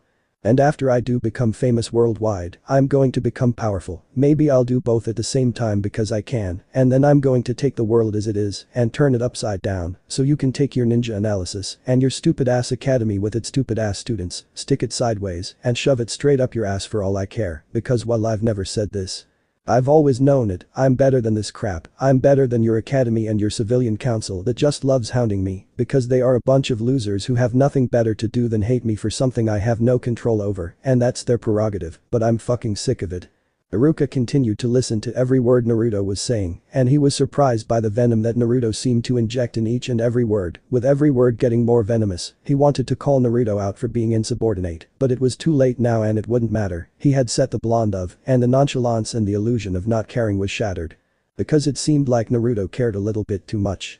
But I seriously do not give a fuck, so just watch me fucking stamp myself on the world and watch helplessly you scar-faced motherfucker, because I'm going to slowly show you how wrong you really are, Naruto said before turning around and storming. Just as he was leaving, Mizuki appeared and Naruto barreled into him before violently shoving him to the side and walking away. Mizuki stared at the blonde storming off in shock. What was that, Iruka? I heard some shouting, Mizuki asked him. Iruka just stared at the door, almost shocked at what he had heard the blonde say. And suddenly, it became all the more clear, maybe he should have taken more interest in the boy than he had, because he was just doing what Iruka himself had done at his age, lash out because he was alone, and he saw himself in Naruto more than he had ever seen before. Naruto just shouted at me, Iruka said, still staring in shock at the open door. Yes, I heard parts of that. The brat has really done it this time, can you believe him, such insubordination, not only against you, but also me, did you see how he pushed me aside? Mizuki asked him, he was sneering as he was talking about Naruto, and Iruka nodded dumbly. Yes, I know, but let's not hold this against him, this was really my fault, I might have gotten too personal with him there, and he's an orphan who's built up a wall around himself, I should not have done that. Are you sure we are not going to punish the little shit for this?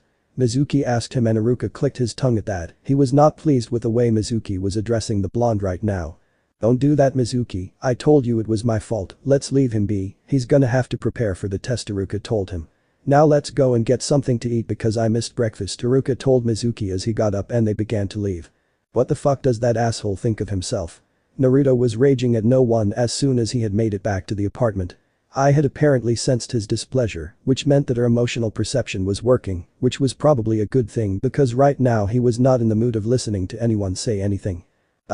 Pull up the fucking gauntlets, I want to see if we can integrate the hologram system on them. I must warn you, sir, because it seems like you are not in the best of moods, but if you want to integrate some of the other things into the gauntlet, we are not going to be able to fit the hologram system without sacrificing something for the light source, although managing the energy is possible based on the tech that has been researched so far. Yeah, I don't want the fancy full-scale hologram, just something I can use to project images, maybe I'll work on a large-scale integration of the whole goddamn system when I get the chance for it. It seems like I can use Genjutsu without having to use Genjutsu, and you can't break out of something you are not inside in the first place, he told the computer. That actually seems like a very good idea, sir, I will work on trying to fit in a light source without losing any of the important components of the gauntlet. You do that, Naruto told the computer as he picked up an empty piece of paper and began drawing in it. Do you have any of that coffee left? He asked who responded in the negative, and Naruto decided to let her work on the gauntlets while he worked on getting himself coffee. Naruto had given his chakra, his yin chakra, which meant it was his spirit that was in her, so she thought like him, and unlike Naruto, who was a human and had only a limited brain, was just a voice box and hard drives of data and a few processors that were boosted with chakra, which meant that she was even smarter than him. But in a way she was never going to reach a point where she was going to rebel, because they were tied together and hurting him meant hurting herself, and that was not going to happen. Another thing Naruto had done was make a contract seal of sorts with his own clones. He had found it extremely tricky to do this, but once this had happened, he had also handed Ai a seal upgrade that gave her an upgrade. He was pretty sure that the seal work he had done was some of his most complicated seal work because it involved a lot of weird space-time components, and that included memory transfer, which was its main function. Naruto knew that bombarding himself with several clones' knowledge at once was akin to committing suicide, so he had arranged it in a way such that it was Ai that got it and he didn't have to deal with it. Using the connection he had with her because he had used his chakra, he could just import things into his brain, or Ai could think for herself and come up with a solution and tell him how to do it. The system was not perfect because it took days for anything to turn up, maybe it was because the fields of research he was pursuing were so obscure or sometimes impossible to proceed beyond a certain point without experimentation. One such field was genetic engineering, which Naruto was working on a lot. He was fascinated by the wood-release bloodline, and he had always wanted that for himself. He knew that Orochimaru had done some sort of forbidden shit when he was still a Konoha ninja, and it wasn't really documented all too well. Even the old man seemed on edge when Naruto had brought it up once, which meant it was pretty bad. He did not want to do any experiments, but he'd kill to have data, and now that he had a map working and some of the spy drones working, he had set out, wondering if there was a hideout there that the Anbu had missed, and sure enough, just as he was almost done making his third cup of coffee for the day, he was pinched. "Sir, one of your clones you had sent to check out a possible site for the hideout has returned encouraging results, however you might need to wear a special suit for this, because it didn't take long for the clone to start feeling sickly once he made it inside. He barely managed to close the door before dispelling. He complained of bleeding from the nose and feeling faint before he managed to dispel. I believe he had handled something that did not need to be handled, I told him, and Naruto hit his head on the table when he heard that. He had done some chemical experiments with poisonous gases he had managed to create while he was working on the tear gas grenade, which meant that he was going to have to wear the special suit again. He was sure that if there was some other kind of discomfort, he was going to be cured by the fox, but he did not want to take that chance. There were other things he wanted to do, and getting struck down by a mysterious illness was not one of them. Naruto said to him. Do you think the wireless communicator I designed is going to work? Because I need your input on this, there is a lot of knowledge you have amassed, and we are going to have to delve deep down into that knowledge to find out what we are dealing with.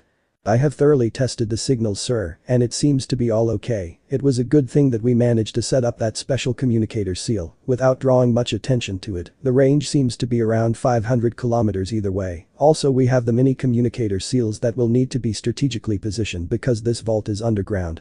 Which means that for reception to exist we need to bounce the signal through several other sources, the Eye told him, and Naruto couldn't believe that he had somehow managed to create something that was built to just think, because it sure was sweet. Ask on, sir, the Eye told him.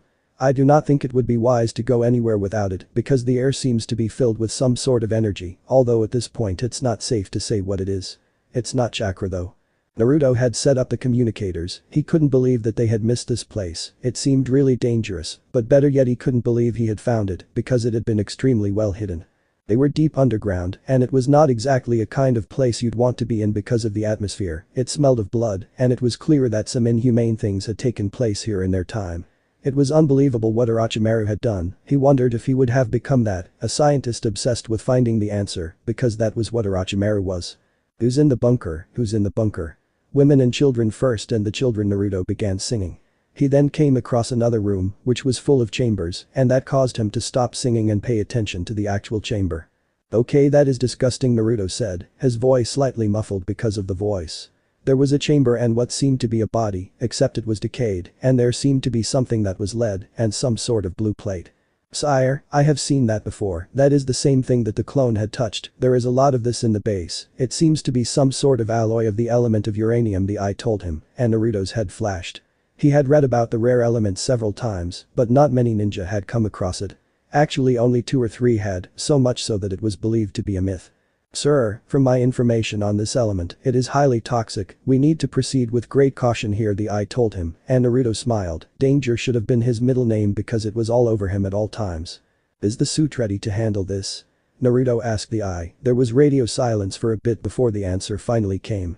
Not for too long, maybe around a minute or two, the Eye told him.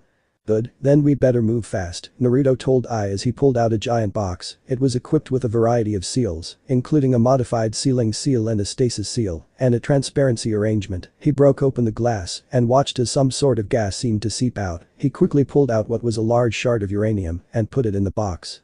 Before hitting a button and watching the thing activate, it was now locked into another dimension, where it was in stasis and not going to poison anything, including himself. Naruto wordlessly created another clone and gave it a spare mask, telling it not to touch anything and just keep the mask on. It was risky, but he wanted to scout out this labyrinth of an underground facility and find whatever he could find, because he wanted it all. Sir, I have been reading up on this research, and Orochimaru seems to have a really misguided approach to this element, I told him. No shit, Naruto thought mentally. Orochimaru was misguided when it came to a lot of things, so it wasn't really that surprising to him. Explain, he told Ai. Perhaps he was misguided, or just not that well read enough to realize what this really was, because mentions of this thing are really obscure, but I believe it's called radioactivity. It's not the sort of chemical reactions that shinobi are used to seeing, or even have seen before. Orochimaru's notes say that he placed the uranium because he thought that it was going to enrich the subjects that were exposed to him. He did not realize the toxicity of the element, but even after he did, he decided to continue. However, the results are photographs stuck in one of the manuals. You might not want to see the pictures, sir, because it is not pretty. Naruto scoffed at that. It was almost like even his eye was treating him like he was a kid. You don't need to do that, I'm not a kid. Throw up a picture on the giant hologram screen, will ya? It's what I use it for anyway, he said to the eye. The eye then agreed as it directed Naruto's attention towards the hologram, and the picture that came up almost made Naruto throw up in his mouth. It was a girl, not really, it was a child. It was a child that was horribly disfigured. There were sores near its eyes, or what were its eyes, because they seemed like they had been gouged out of their sockets. There seemed to be a look of absolute pain on her face, although Naruto couldn't tell because quite frankly, her lips were horribly disfigured too. Turn that off, Naruto said, startled by what he had seen, even though he wanted to think that he had shaken that off. The fact of the matter is that he hadn't really shaken it off, he was disturbed by it. I did warn you, sir, the eye told him, and Naruto warned. Maybe I should listen to you more often, Naruto told her. Now, tell me about this radioactivity. Well, to put it quite simply, it means radiation. Radioactivity happens when an unstable atom lets out some sort of ionizing radiation that does not happen on a scale that can be seen. It is mostly something that happens on an atomic level, which means you cannot see it, but it's there, and at large levels it can be extremely harmful. You saw that in Orochimaru's lab, sir, the effects were drastic. So you're saying that the reaction is on an atomic level? Like the reaction that gives the stars their light, maybe? Naruto asked the eye.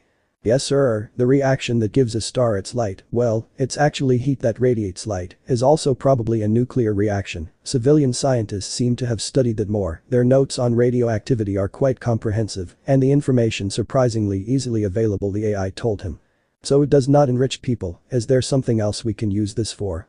If we were to split this radioactive material's atoms into two, then we could create a lot of energy, maybe a bang so big that it could take out this entire town if used in a sufficient quantity.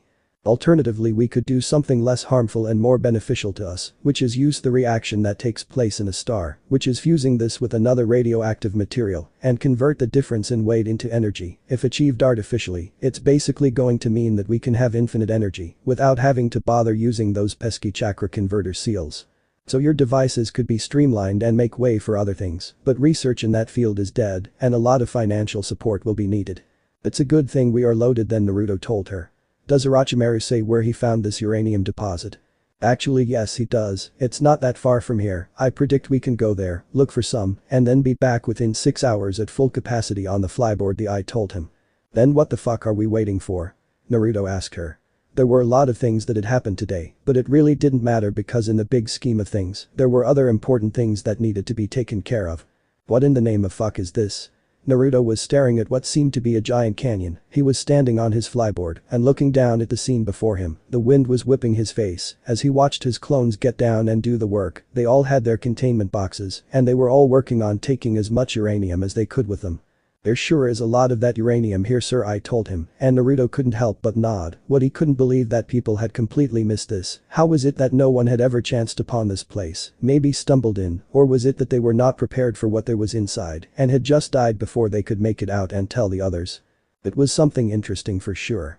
Sir, I must say that I require a lab to be able to properly analyze this, and maybe a bigger house too, I told him, and Naruto couldn't help but roll his eyes. Wow, you want a big house like all the other girls. I thought I made you to be actually smart.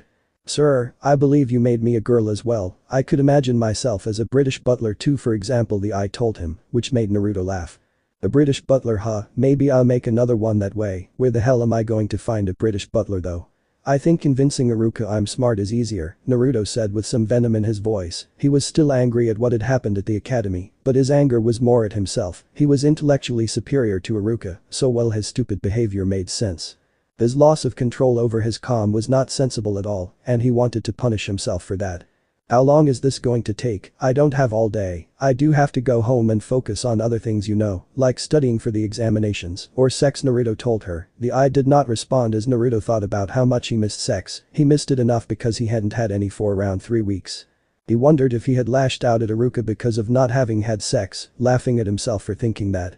His momentary loss of control was something he was going to punish himself for later on. Right now he needed to focus on the task at hand. Sir, as much as you would like to convince yourself that you are going to study for the examinations, but we both know that you have carnal designs on your mind, sir, I told him, and Naruto smiled before nodding. Yep, Naruto said, we need to finish this as quickly as we can. Naruto. Chakra Tech. When Naruto got back to the village, the first thing he did was fly over to Ami's house. Ami also lived alone because her parents were rich merchants who were well-traveled and were mostly away on work, probably selling something, which meant her house was almost always empty, except for her, and sometimes the screams they made while they fervently had sex with each other. The day was one such day as Naruto took out weeks of his frustration, including some of the frustration he had felt today morning. For some reason, Ami seemed to like it a lot when he did that, which was good for him. He decided to keep a mental note for the next time he was going to have sex with her. And then they had talked for a while, and Naruto was already bored by the time Ami fell asleep, cuddling him. It was almost midnight now and Naruto did not want to stay here. He had one whole day, and I was working on the uranium at home. He had set up a containment chamber, but it was makeshift as it was not possible for him to fit anything more than that in the house. He did know that his parents had left him an inheritance, and he was hoping that he had something like a mansion in his will, because he could really use one right now. He hoped that his parents would be at least useful to him as dead people. Please tell me you found something. Anything will do. I just want to know that you found something we can do with this element, Naruto said in an almost whiny tone, as soon as he had made it home. He had dozed off for a bit before waking up and watching Ami sleep with a smile on her face. He did not like her, but he felt guilty for what he was doing with her right now. She assumed that he liked her too, although that wasn't really the case. He didn't like anyone anymore. He couldn't, not after what had happened with Mary. Sir, I must say, this might just be the most fascinating thing we have worked on. This material seems to decay even right now, but it's decaying at a slow rate. According to my calculations, it's going to take at least 4 billion years for this to decay by 50%, which is quite nice if I say so myself. It helps us study the emissions and come up with things we can do with them, I said to him, and Naruto nodded. So if we were to split its atoms into two, it would produce a lot of energy, right? Maybe energy that can be used to, I don't know, electrify something? Naruto asked her. Yes sir, I believe that we can completely eliminate the need for amplifier seals if we use this. We are going to make things more easy for ourselves, because by removing those amplifier seals which are really complicated, we can speed up our production if we want to, and we can even use the material to power other things. We already know how to convert electricity into chakra, as you seem to have perfected that converter seal, and its converse, which means that we can achieve if we were to find a way to actually use this. Naruto pondered at that for a second. He really needed to get a bigger house if he wanted to achieve anything, but he had no idea if he would have to buy a house, and if he did, who was going to sell him a nice, affordable house. Is there anything else? Naruto asked her. Yes sir, I told him. I think we can weaponize this too, make it into a very powerful bomb which will have devastating after effects as well. It's a very risky element, which means we need to proceed with extreme caution. Got it, extreme caution. Now what about the other books we found at that bunker? Is there anything else we can use to our advantage?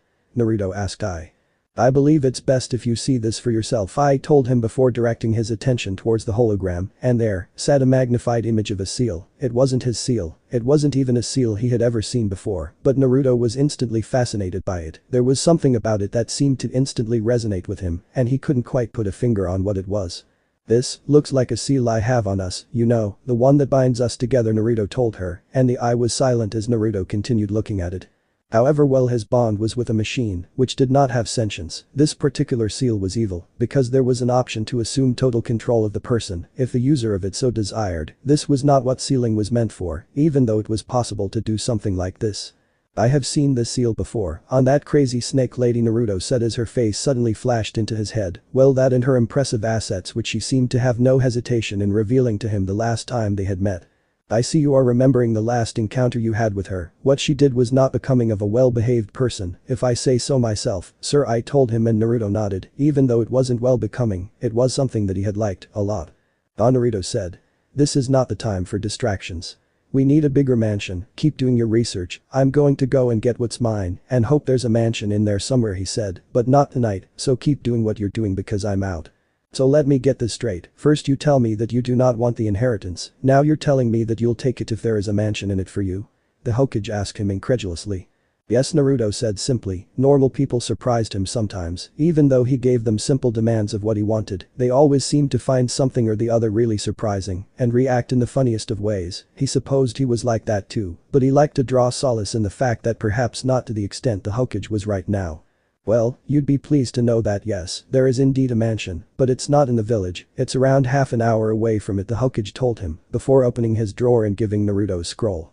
Naruto unfurled the scroll and looked at its contents. It was the usual, a lot of money, but not more than what he had already made on royalties. There were scrolls to some techniques that were created by the fourth Hokage himself, which would be worthwhile, and there was a mansion.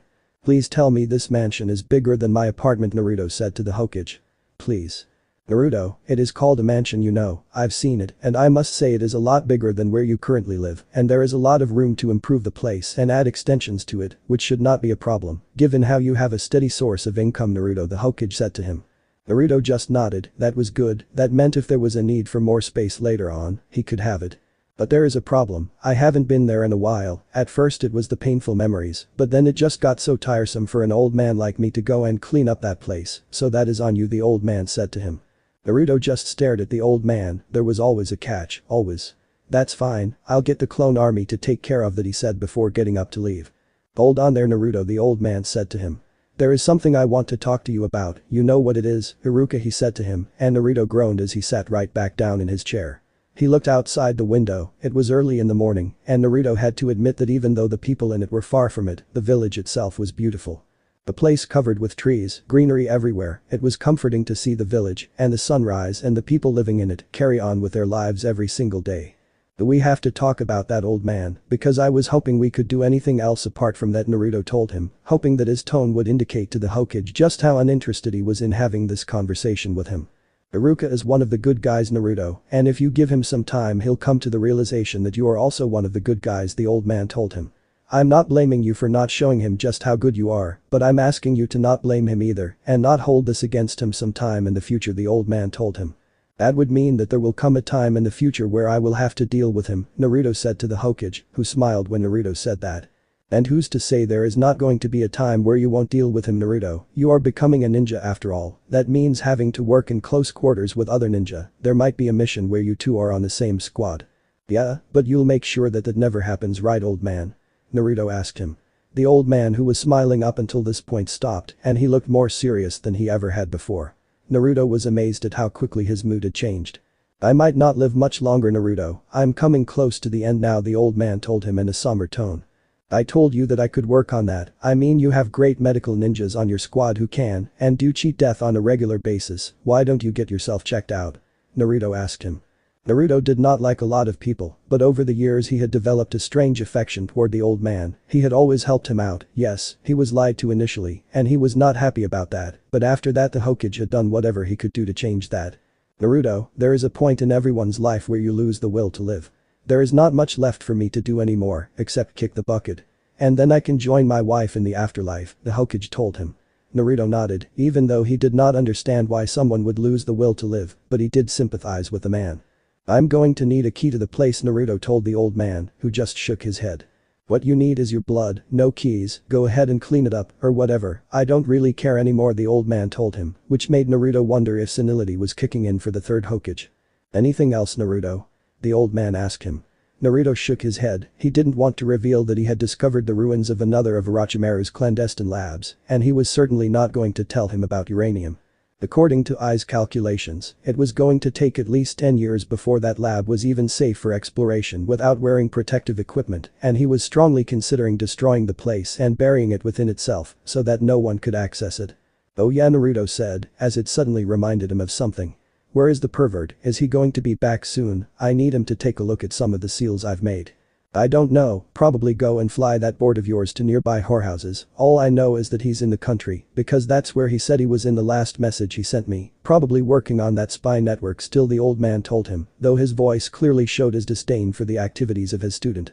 "How badly did you piss off the universe that after that great team you trained, with lots of potential, it was Jiraiya of all people that managed to be the only one who turned out right?"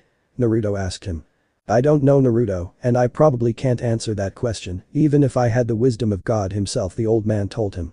Naruto walked down the streets at a steady pace. He had spent the entire day doing nothing but staring at his notes that he had gathered from the lab, and he was fascinated by what he had seen.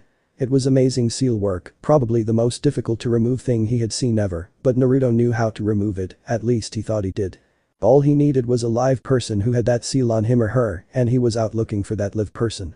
There were several clones at his family compound, which was far more spacious than his current residence, and they were cleaning it up. Silently thanking his luck that his parents were influential enough to make money enough to buy a place large enough, he walked the streets with a new resolve. He stared at the raiment store he visited sometimes. As far as he knew, they did not treat him differently, although one of them was old enough to know of his condition, and while Naruto still was sour on the village in general, he knew that it was capable of doing good things. "Maybe that's what still keeps me here, foolish hope," he thought to himself. He had spent a long time wanting to be acknowledged, and then he had killed that and spent even more time deciding that he did not care and that he was above everyone else anyway. His test was tomorrow and he was looking forward to disproving Iruka. He wanted to see the shocked look on his face as he aced the examinations. According to his sources, and he had a lot of them in the Anbu, the person he was looking for was called Anko Mitarashi. The last time they had met, she had chased him down a dark alley before pinning him against the wall because she decided that he was looking at her funny. Then she asked him her age, and he told her he was 16. This had happened 2 years ago, which seemed to turn her off a bit. She had then told him she was willing to wait before flashing him her and walking away like this was an everyday occurrence for her. Naruto gulped as he wondered if it really was something that she did on a regular basis.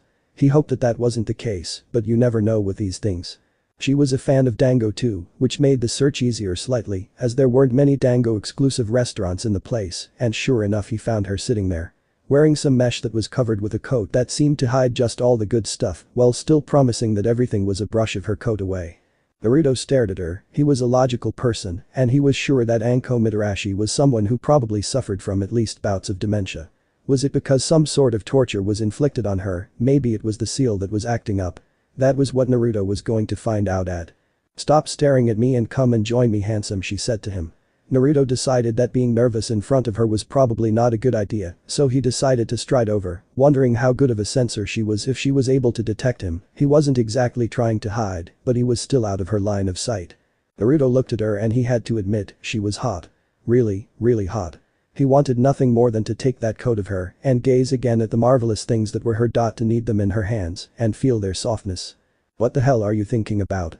Anko said loudly, and Naruto realized that he was getting dazed and lost in his own perverted thoughts. "Sorry, I was actually looking for you," he told her. Anko looked curious at that. She went around looking for people did not try to find her. "You'll do. Come with me. I hope you slept earlier because I'm going to keep you awake all night," she told him before throwing some money on the table, grabbing Naruto before he could do anything and leaving with him. "Does your promiscuity have anything to do with the seal?" Naruto asked her. They were at her modest apartment, both of them naked and drenched in sweat. They had worked themselves a storm that lasted around 30 minutes before it finally died down, and both of them were panting. "You weren't complaining about my promiscuity around 15 minutes ago, you pig," she told him before playfully smacking his arms. She then took his right hand and draped it over her. Naruto accepted the invitation and began kneading them. "I like that," she said, moaning. "What was that about a seal?" she asked him as Naruto continued to work on her.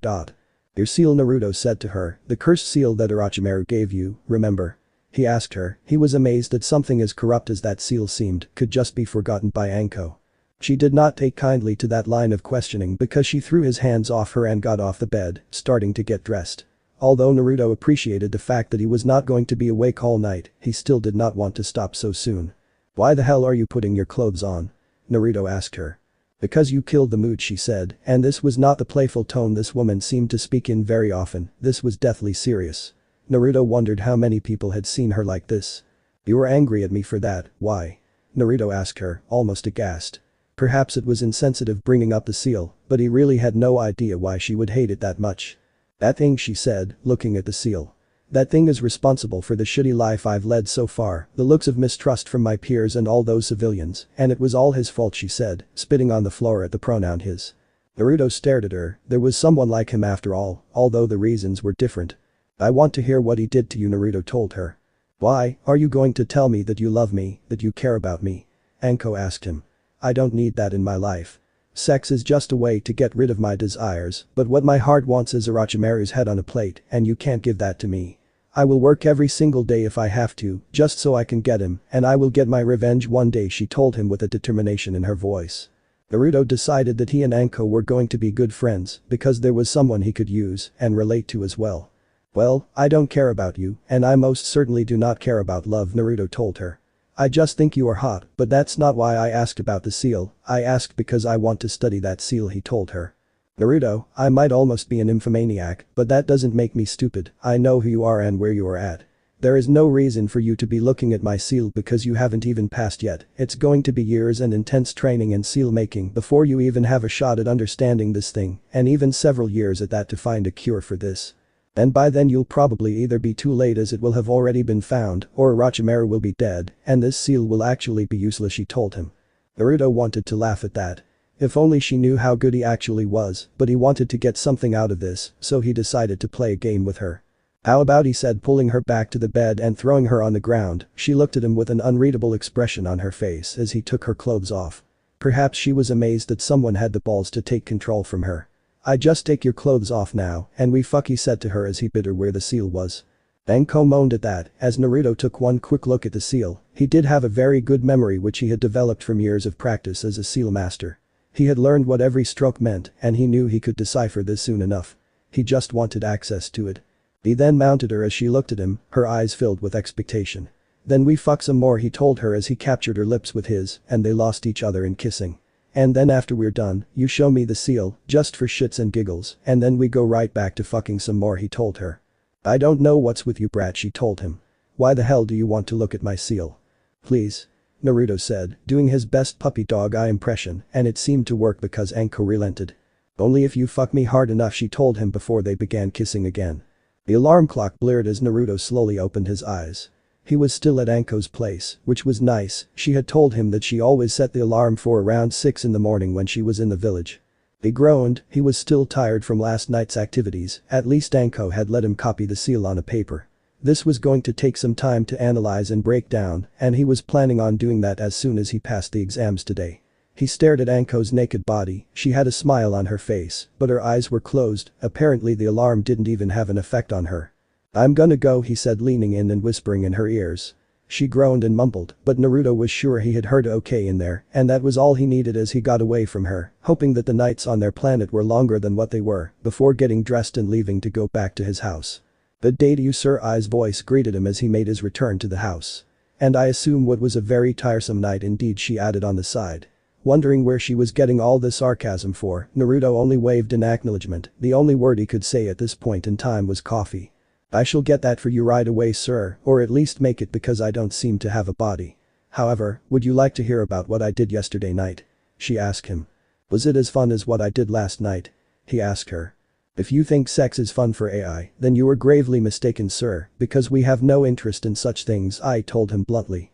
But we did do a lot of research last night, also the cleanup squad is finished, which means we are ready to move. I have prepared a list of things that you need, it's on the display module, she said to him as a list of things popped up. It was mostly chemicals, a lot of chemicals. These were things he could get easily under disguise from the local chemist, so there was not anything outlandish. There were several machines that you would find in a chemical lab, nothing too fancy. I could get all these, although moving them would be a hassle, and some of these things can only be found in Capital City, he told her as he walked towards the coffee maker and picked up the coffee, groaning appreciatively as it hit his throat. Some things are really awesome, he thought to himself as he continued sipping his coffee. Also, sir, we found scrolls for a few moves, including some sword play, which you do not seem interested in. There was also an interesting hand seal-free jutsu that seems powerful, and a space-time teleportation ninjutsu. Naruto spit the coffee on the floor. "What?" he asked her loudly. "Is there something you did not understand, sir?" she asked him. Naruto had done a lot of reading on space-time ninjutsus, but none of the books he had read had ever gotten the answer. They could open dimensions in space-time and throw things in there, and some of the ancient clans were capable of working special seals that allowed for teleportation from one place to another as long as there was a seal binding them. But no human being had ever managed to do it except his father. And the formula to do it was supposedly lost. "Sir, you have read about this, it's the flying thunder god that your father designed, that's the scroll we found," I told him. "You mean to say that my dad didn't even hide his ultimate jutsu?" Naruto asked her, incredulous. If it was him, he wouldn't want anyone to know it, ever. "It was written in the scroll that in event of his death, the only person who should open this scroll should be you because he believed that you would surpass him completely and make this technique even better than what it is currently," I told him. Naruto stayed silent at that, he couldn't believe that his father had actually left a note that said that. He wasn't one for emotion, but he was oddly touched. "I would love to take a look at it, but later, today I have an exam to pass," he told her, as he decided to move on with his day and get ready for his test. He then took out a sheet of paper on which he had accurately sketched the cursed seal, before setting it on a table and creating a clone. "Memorize the sign," Naruto told her. "Then work on analyzing this, I want to get a solution to this seal, so make this your first priority. I'm sure the notes that the snake man left should be good enough to work with," he told her before leaving. "Alright Naruto," Iruka said in a tired tone. "So you managed to throw 20 knives on target even though the test was only out of 10 and you aced the written test. All you have to do now is create a clone and you will pass, although your grades during the regular academy are not good enough to make you the rookie of the year, this test more than places you in the top half. If you do manage to actually pull off the clone," he said to him. Naruto knew the clone jutsu was tough for him, but not if he was creating at least 500 of them so that he could compensate for the meager amount of chakra required to pull off the jutsu, and so that's what he did. He created 500 clones. Iruka's eyebrow twitched again. "Only 3 were necessary, Naruto, but it seems like you're going overboard again," Iruka told him. "No shit," Naruto said simply as Iruka's eyebrow twitched again. There was complete silence after Naruto dispelled the clones, and Iruka finally sighed. "I suppose you've proved me wrong," Iruka told him. "You pass, Naruto." Naruto smiled as he walked up to collect the headband. "I haven't proved you wrong yet," he said to the scarred Chunin. "But I will do that soon enough too," he said to Iruka as he picked up his headband, tied it around his head, winked at the 2 stunned Chunin who were assigned to examine him, and then left the room. "I passed my exams," Naruto said to Ai the moment he walked in. He didn't think he should feel too happy, it was an academy exam and it was far beneath him, even if it made him sound arrogant, but it felt cathartic to leave Iruka stunned like that. He was looking forward to doing a lot more than that in the future. It was just what he wanted to do. "Congratulations, sir," I said to him with what Naruto was sure was a lot of sarcasm. He didn't know when it happened, but it seemed like the more knowledge she seemed to absorb, the more sarcastic she got. It was hilarious most of the time, but when it wasn't, it sure was disconcerting to hear a sarcastic artificial intelligence. "I know what you're trying to do," Naruto told her, telling her that her sarcasm was noted. "It was a really easy test, even for someone who's not of my caliber, but for me it was as simple as asking me to breathe, I was always going to ace it." "Now tell me you've moved forward on something or the other," Naruto asked her. He was talking, of course, about the cursed seal of heaven that adorned Anko Midarashi's neck. It was a strange seal, of course Anko had decided to never use it and had sealed it off. He was told that it let Orochimaru, the creator of the seal, take control of the body on which the seal was imprinted. "It's a fascinating seal, but it will take time to break this down. Would you like me to dedicate all your resources to this, because at the moment you have a cleanup squad that is double checking its work and we have some clones out trying to buy things that will go in our lab. Plus with your newfound ninja responsibilities, it's going to be hard to dedicate more time to your research," I told him. Naruto had looked at the seal too, not too much, but he could tell that it was more of a genetic thing and it was not something that was going to be easy to remove. He hadn't seen the cursed seal in action because Anko had it sealed and had sworn never to use it, so all he could go on were some documented effects of the seal, and those were the early versions of a seal that hadn't even been used on Anko. Naruto wondered how he was going to cure an illness when he didn't even know what the illness did. Naruto contemplated what I told him though, and she did have a point. They'd need more time to do things that they wanted to do, and once he became a ninja it was going to be hard to make time. He was going to have to do all kinds of grunt work, and even with clones progress with things as complicated as this was tiresome and time-consuming. Naruto loved to read, assimilate knowledge, and he loved to research more than he loved coffee and ramen. It was his thing, and he felt like once he became a ninja, he was not going to be able to do his thing, and that was disappointing. Go as you are, Naruto told her. There is a lot of time. It's going to be a while before we need a solution. There's no time limit on this. I'd rather we start moving to the new house as soon as possible. He was going to say more things, but he was interrupted by a knock at the door, and slightly annoyed, he had wanted to be left alone to plot what he was going to do next. And interruptions were not welcome. My systems tell me that it is your teacher, Mizuki Toki at the door, I told him, and Naruto couldn't help but smile. Of course something like this was going to happen, people always wanted something, but usually they were mere things that held no real importance. Maybe your neighbor would drop by and ask for a cup of sugar, or drop in for a chat and quick coffee, but Mizuki was no neighbor, and he was most certainly not here for a cup of coffee, and even if he was, Naruto had no intention of letting him in. So it seems like he does want to get something out of me, huh? Naruto said to no one in particular. Mizuki hadn't liked him, but pretended to be nice. He was one of those people who'd screw him over in a heartbeat, unlike Iruka, who was an idiot, but at least a well-meaning one. Naruto could handle Iruka's concerns, but this he couldn't handle at all, he did not like it one bit. I'm going to see what's going on, Naruto told Ai as he hastened toward the door. He did not want to let Mizuki into his house, and so he quickly opened the door before stepping out and shutting the door behind him. He looked at the silver-haired bastard standing in front of him with a fake smile on his face. When Naruto had opened the door, Mizuki had tried peeking in. Naruto supposed that he couldn't be blamed for that. He was being secretive and obviously Mizuki was curious. But Naruto was even more curious, he wanted to know what it was his former teacher wanted from him, and he was in a hurry to find out. Are you not going to let me in, Naruto? Mizuki asked him, and Naruto shook his head. He wanted to say over my dead body to him, but settled for the my apartment is a mess excuse instead. Not today, sensei, my apartment is a royal mess, and I'd rather not let anyone see it, but obviously I do not want to waste your precious time, so what is it you want from me? Naruto asked him. Would you like to be the rookie of the year? Naruto was silent at that. Was Mizuki actually stupid enough to think that he was going to be swayed by a useless idol like that? He was being set up for something, and he decided to play along to see what it was that he was being set up for. He knew he couldn't fake enthusiasm using words because Mizuki was really stupid and he'd burst out laughing, so he just nodded his head, biting his cheeks to prevent himself from bursting into peals of laughter.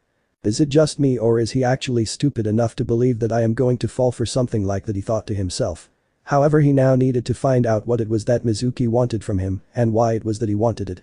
That was not going to be easy unless he just did what Mizuki told him to and then sabotaged the plan when the time was right. It was the smart thing to do. Naruto knew that he would have to rely on his acting skills to be able to pull this off and decided to make the best enthusiastic face he could as he nodded enthusiastically at Mizuki's offer. There was a hint of a smile that began forming on Mizuki's face. It could have looked genuine had Naruto been none the wiser, but he saw it for what it was. What you need to do is quite difficult, and if you get caught, then you might even be kicked out of the ninja program altogether, but I know you and I know this is a risk you would be willing to take, Mizuki told him. Naruto wanted to slap Mizuki in the face and tell him that he did not know him at all, but he knew he needed to show some restraint if he wanted to do what he wanted to do. You know me too well, Mizuki-sensei, Naruto said to him, maintaining the same disgusting fake smile that he had up until this point. So, what am I going to have to do to earn that title? Naruto asked Mizuki. Well, it's not going to be easy, but if there is anyone who can do it, it's you. You have the ingenuity to pull this off, Naruto. I feel that about you, Mizuki told him. What do I have to do, sensei? Naruto asked him. It was getting harder to maintain a facade, and his frustration was starting to creep into his voice. Are you ever going to get to the point? Mizuki sneered at him again. Ever the time saver, aren't you? Well, let me not waste any more of your time, I want you to steal the scroll of seals. So he finally got to the point, Naruto thought to himself. Why do you want me to do that? Isn't that a forbidden scroll that's tucked deep inside the Hokage's office? Naruto asked him. Mizuki nodded when he heard that. Yes, and that's the test. It's a test only few have taken, and the few who have you have never heard of because they have failed and disappeared, which is what will happen if you got caught, Mizuki told him. His voice had taken on a stern tone. Naruto supposed that was his way of warning him. And where am I going to take the scroll? Naruto asked him.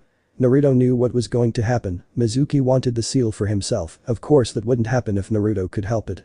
You have to master a jutsu from the scroll and then report in the forest that is nearby so that you can show me what you've learned and then I decide if you're worthy of passing, Mizuki told him. Naruto nodded. Don't worry, he said, faking enthusiasm, I am going to take the scroll and master 2 jutsus. You better believe that, Naruto told him before turning around and walking back inside. You have to move tonight, Mizuki called out to him as he left. Naruto nodded before quickly opening the door and stepping in and shutting the door again. Surely you don't believe what he told you, Sairai told him. Of course not, are you kidding me? Come on, Naruto told her. I fucking built you and you think so lowly of me?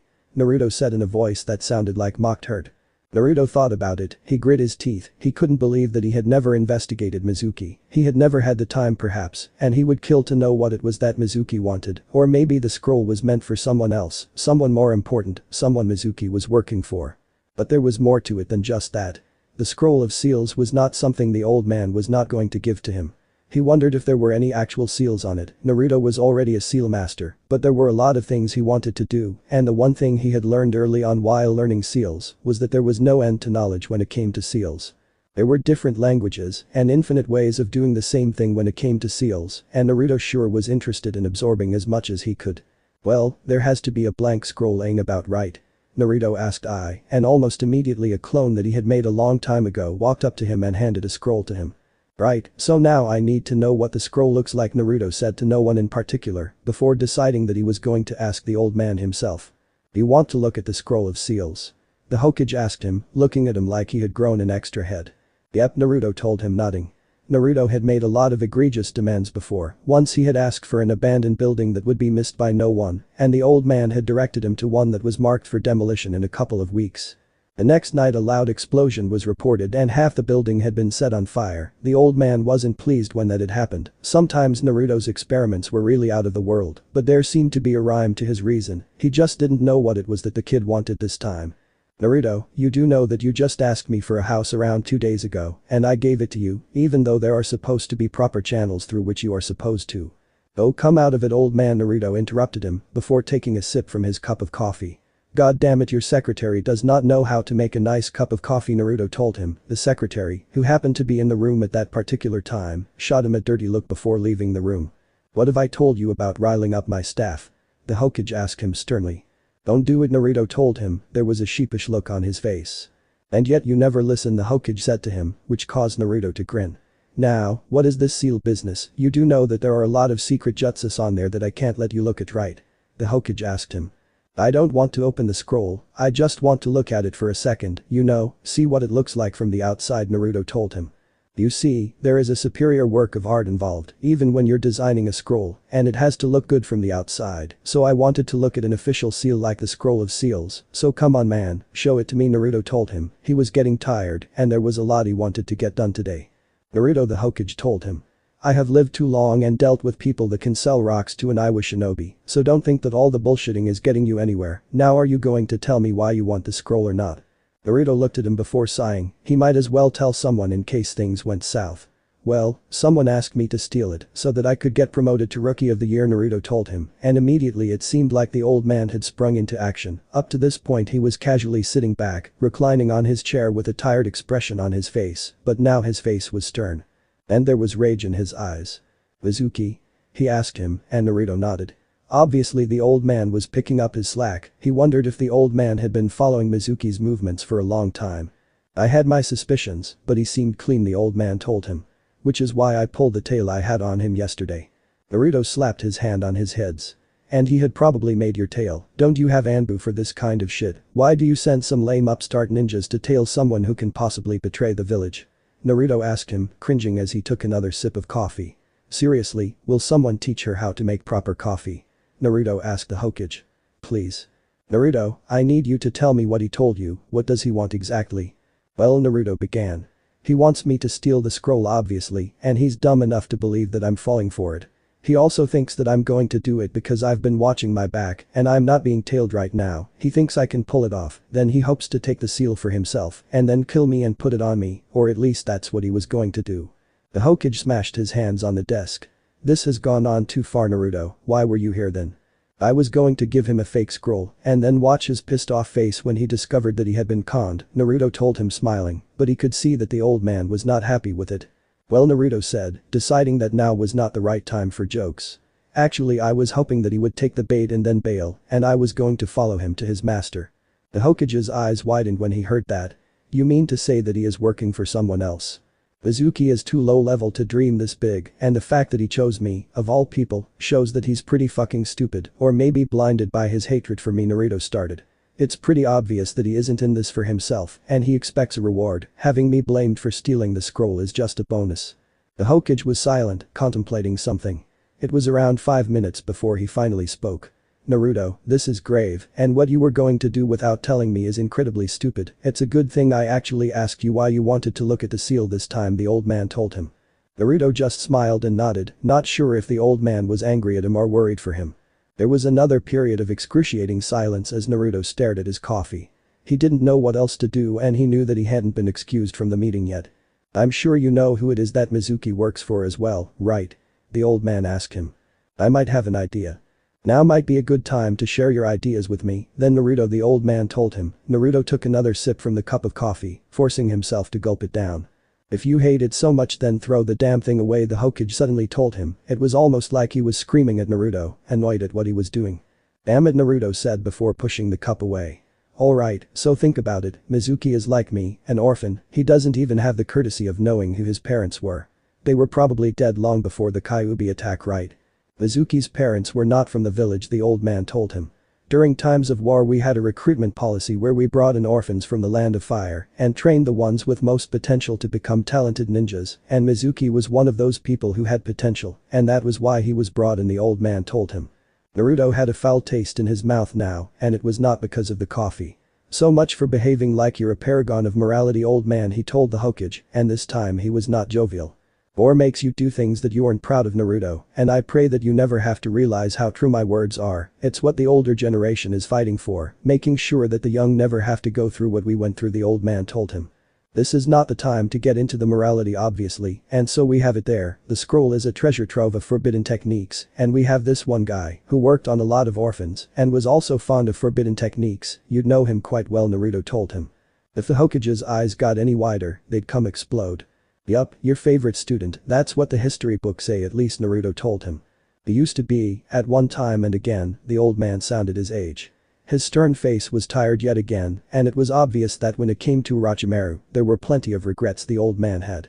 You want some coffee? Naruto asked him. I feel like I could use a nice cup of coffee and maybe some ramen, Naruto told him. It's okay, Naruto, the old man told him, a wry smile developing on his face. My old bones couldn't keep up with all the ramen you are going to eat. Naruto nodded when he heard that, and yet again, there was silence as both of them just sat there, thinking about things. What are we doing? Naruto asked him, deciding that he was going to be the one who broke the silence. We are faking a theft, the old man said, sighing. I'll spread the word at around 3 in the morning, and that's your cue to head to the forest, so don't screw it up. Good, and after this is done, we'll talk rewards, Naruto told him before jumping out of the window. Okay, the Hokage said. Wait, what rewards? It was too late though. Naruto was gone. His secretary came back into the room to clean out the cups from the table. That's the last time I'm making Naruto coffee, and you can tell him that yourself, she told him before leaving in a huff. Where are you going? Anko asked him. 5 minutes ago they were both naked in bed, and now Naruto was in a rush. Work, Naruto said before moving over and kissing Anko on the mouth and then proceeding to wear his pants. Work at 3 in the morning, huh? Anko told him. You know I don't expect a relationship, you can be honest and tell me that you don't want to wake up next to me, she told him. She sounded oddly hurt. It won't be the first time I've heard that. Anko, I'm not dodging, and there's nothing I'd love more than waking up with my face snuggled in your Naruto said, stopping, hoping that Anko would understand what he was trying to say. But seriously, I'm leaving because you're going to leave as well, he told her. Wait, Anko said, rising up from bed and covering herself with a bedsheet. What are you saying? I'm saying, please, promise me that you're going to keep your mouth shut, he told her. Don't say anything, just do what you're told. I don't understand what you're saying, Naruto, can you please? Naruto walked up to her and kissed her. I'm going to come back here at around 6 in the morning, and then we're going to fuck each other's brains out, he told her. Just promise that you're merely going to follow the orders you are given till then, okay? Anko said, because she didn't know what else she wanted to say to him. You are really weird. Alright, fine, I promise to follow the orders, she told him, and suddenly there was a knock on the door. Great, that's my cue, Naruto said before suddenly there was a poof of smoke and out came a metallic board. It was red and golden in color and it had some seal work on it. Don't open the door while you're naked, because I don't think I like other people looking at you like that, Naruto told her before getting on the board. That's weird, usually I prefer backdoor entries, but window exits are pretty great too, he told her, winking before he rose around 3 feet in the air and ducked as the board shot out through the window, taking Naruto with it. Anko just stared at the now distant figure of Naruto flying away before he vanished, the fog making it impossible to see any further. There was another knock on the door, and Anko hurriedly put on her night clothes before going to check who it was. When she opened the door, the familiar figure of Yuhi Kurenai and Asuma Sarutobi greeted her. Her night clothes were obviously very revealing because Asuma immediately averted his eyes, and Kurenai stared at her. The Hokage has summoned us to the training ground 8, apparently Naruto Uzumaki has stolen something, and we need to go look for him, she told her. Anko didn't know how to react to any of this. It's cold, Naruto said, shivering. He had been in the forest for around 10 minutes now, and his perimeter clones had gone off, telling him that Mizuki had taken the bait and had shown up to the forest.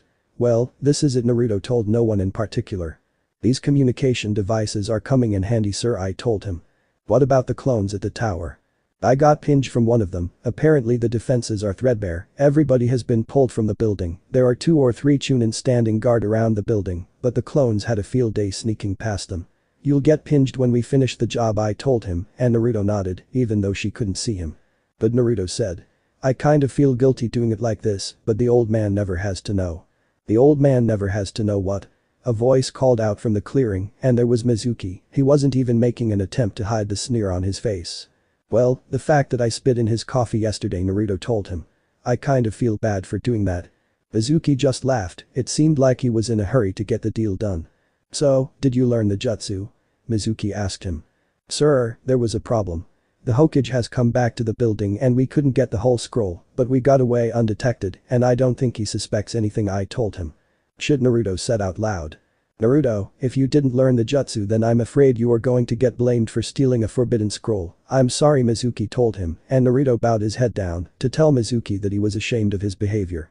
Now if you don't want a bad enough punishment, just hand me over the scroll and we can talk about leniency in your punishment. Yeah, that is not going to happen, Naruto told him before hiding the scroll behind him. He quietly swapped himself with another extra durable clone. All those years of practicing seal-less substitution were going to come in handy today. Naruto, are you seriously going to do this right now? Mizuki asked him. Come on, Naruto, if you do not want to get punished, then you are going to have to stop doing this and give me the scroll. Right now he was angry, and Naruto smiled from within the trees. Yeah, I'll pass on that, I'm not going down for this, the clone defiantly told Mizuki as he got into a fighting stance. Naruto, you're a genin, a rookie, you are not going to be able to take me on, Mizuki told him as he pulled his own knife out. But then again, you never were that smart, Mizuki told him. I passed the exam without even studying for it, despite people like you sabotaging me throughout my stint at the academy, Naruto pointed out, and Mizuki raised his eyebrows. I can't believe you caught on to that, Mizuki began raising his knife. I thought the other teachers were doing a bang-up job, but then they were all taken away from the academy, and I always thought that it was the Hokage who was looking into the working of the academy. Well, I told him, and I also told him a lot of other things, including some things about you too, Mizuki, Naruto began saying, hoping to intimidate him. You might think you're a clever spy master, but I'm 2 steps ahead of you, actually, Naruto said, pausing. Mizuki was already slightly agitated by what Naruto was telling him. Actually, I'm 1,000 steps ahead of you and a lot of other people, but even I didn't think that a fly like you could ever dare do something as treacherous as this. I didn't think you have the balls for it, Naruto told him. Mizuki stiffened and threw the knife at Naruto, who effectively dodged it. He didn't have to do much, angry people rarely threw their knives at the target. What was that about not letting emotions get in the way of throwing your knives and your shuriken? Naruto asked him mockingly, and Mizuki just pulled out another knife. Before you miss another knife throw, tell me, what has the snake bastard promised you? More power, maybe an entry into his inner circle? Naruto asked him. So you know about who my master is, big deal, Naruto, your smarts are not going to help you out this time, Mizuki told him. And you are not the only one who knows secrets, Naruto, do you know about your big secret? Mizuki asked him. Naruto wondered what it was that Mizuki knew about him. His heritage was something even the adults of the village were mostly unaware about. This would only leave the fox. The younger generation grew up without learning about his burden. Maybe Mizuki actually believed that Naruto was foolish enough to not know anything about the fox. What big secret? Naruto asked him. Do you know what happened the day you were born, Naruto? Has anyone ever told you why you are so hated? Why Iruka looks at you with distrust in his eyes? Has anyone ever told you that? Mizuki asked him. Naruto stared at Mizuki before he burst out into laughter. You're going to tell me about the fox, aren't you? He said, barely able to speak because he was laughing. "Oh god, that's rich," he said. Mizuki's eyes widened. What was probably going to be a trump card that was going to help distract Naruto had been effectively ripped in front of him, and there was nothing he could do about it. "Are you actually stupid enough to believe that after living with a giant fox in my stomach, right there, for 18 years, and you think that I never once would figure out that there was something wrong with me?" Naruto asked him. He had stopped laughing. "Are you actually that stupid?" he shouted. His voice echoed into the night, and some birds that were perched in the trees flew away. "You're a monster," Naruto Mizuki told him. "You should have been nicer to me then. Monsters are dangerous and in our world, people die like flies," Naruto told him. At this point the original Naruto, who was hidden in the trees, quickly shun behind Mizuki. He had with him a sealed flask of really hot coffee he had planned on drinking while he was waiting for Mizuki in the forest. But things had happened quicker than he had anticipated, and now he was going to use it for something good. "Surprise motherfucker," he said to Mizuki, who whipped around, only to have hot coffee splashed on his face. Mizuki let out an agonizing howl as a squad of ninjas, which included the Hokage's secretary herself, had just shown up. He was surprised that someone had decided to look into the forests, but there had to be some people apart from Naruto who were aware of the plan, and apparently these were the people, security in case things went down south. Naruto quickly slapped chakra suppressors on Mizuki and tied his hands behind his back, his clones dispelled, and Mizuki was still howling in pain. His face was burned, not too badly, but there was probably going to be a scar there forever. The scroll was empty. "You imbecile," Naruto said to him, ripping the scroll open and showing it to Mizuki, who averted his eyes upon seeing the empty scroll. "You really are a fly." Orochimaru probably didn't even want the scroll, because if he did he'd send someone competent, Naruto told him before spitting on his face. The ninja squad of 4 people moved in as soon as Naruto was done spitting on Mizuki. Naruto stared at the assistant. He had no idea that she was also a good ninja, he'd always thought she was just doing paperwork. "Now that's good coffee," he told her. The room was dark, the lighting was really poor, and Naruto hadn't been so late here. Some would tell you that it was too early, and he knew he never wanted to see the old man at such ungodly hours ever again, because in times like these his age showed. There was wisdom in his eyes, yes, but there was also tiredness, and Naruto wondered if there was going to be a day when he'd be the same way. Old and tired. Not if I can help it, he thought to himself. "You caught him, well done." Although spitting on him was not really that necessary, the Hokage told him. It looked like he wanted to smile, but he couldn't. Naruto felt guilty having copied the scroll when the Hokage was away. "I know you copied the scroll. I'm not an idiot," Naruto the old man continued, and Naruto stiffened.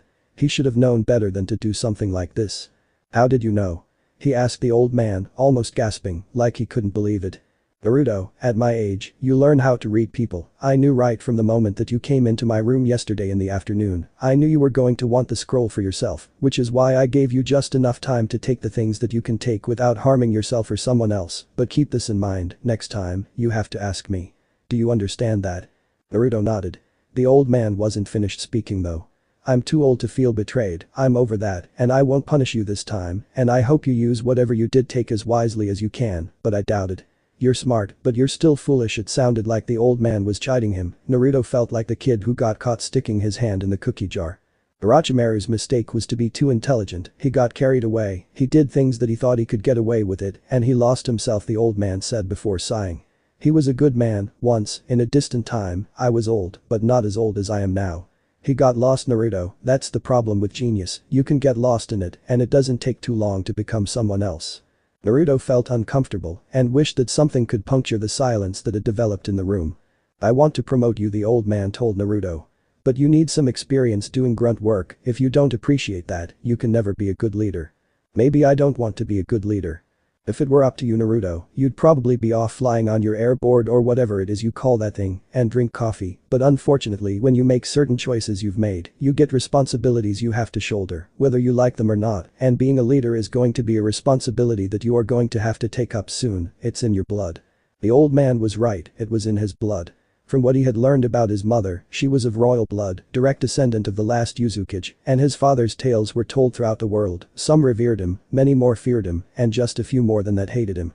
Maybe it was wrong to be afraid of someone who was dead, no longer around to inflict misery on you, but the magnitude of his achievements meant that Naruto was always going to have to look out. Grudges didn't skip a generation, they followed, and Naruto had learned that a long time ago. "You are talented," the old man told him. Naruto had decided not to speak, now was not a time to waste words. He wanted to be careful with what he said, but more importantly he wanted to listen to the old man talk. "You lack experience, but you have the disposition to lead, and you don't realize it." There are a lot of things one learns about himself as one gets old. I hope you learn this soon enough, because we need men like you. Naruto didn't know what to feel, the old man sounded really miserable. Maybe it was because of Orochimaru's plot, maybe that still hurt him. Naruto didn't expect himself to ever figure out just how bad the old man must feel. He had never taught anyone anything, never mentored someone, maybe that was what bothered the old man. Was it guilt at having taught a mass murderer, or regret that he couldn't stop the mass murderer, or something else? If you're worried about him being your student and hatching a sinister plot, I'd stop right now. Naruto wanted to pacify the old man and hoped what he was saying was going to help with that. Mizuki isn't that good enough, and Orochimaru knew that. This was more of a Hail Mary than anything else. I don't think he ever expected anything from this. The old man nodded. Naruto hoped that it had mollified the old man at least a little bit, but there were far more important things he wanted to ask. What happens to him now then? He's going to die. He revealed a secret that was punishable by death, and it was by my law it was punishable by death, so that's what is going to happen to him. Before that though, we are going to extract whatever we can from him, which I'm sure is going to be nothing of any significance. Naruto nodded. Orochimaru was smart and Mizuki was stupid, he wasn't going to be trusted with anything important. The old man cleared his throat before reaching into his drawer and pulling out a pipe. I think Asuma became a chain smoker because of this bloody pipe, but try as I might, I'll never be able to quit this. It's too late to start now, he told Naruto as he reached out for his lighter and lit the pipe. But enough about that, Naruto, now's the time to discuss your reward, and I think that not being punished for trying to steal a scroll that is forbidden to be seen by anyone is reward enough, isn't that fair, Naruto? Naruto smiled, of course this was going to happen. The old man was as shrewd as he was old and tired. Yeah, that sounds fair, okay, I'll make do without a reward, Naruto told him. Out of curiosity, what were you going to ask me if I hadn't found out? This was a loaded question. Naruto was a man of research and he was rich enough to not need money and wasn't interested in progressing up the ranks to worry about team placements and things like that.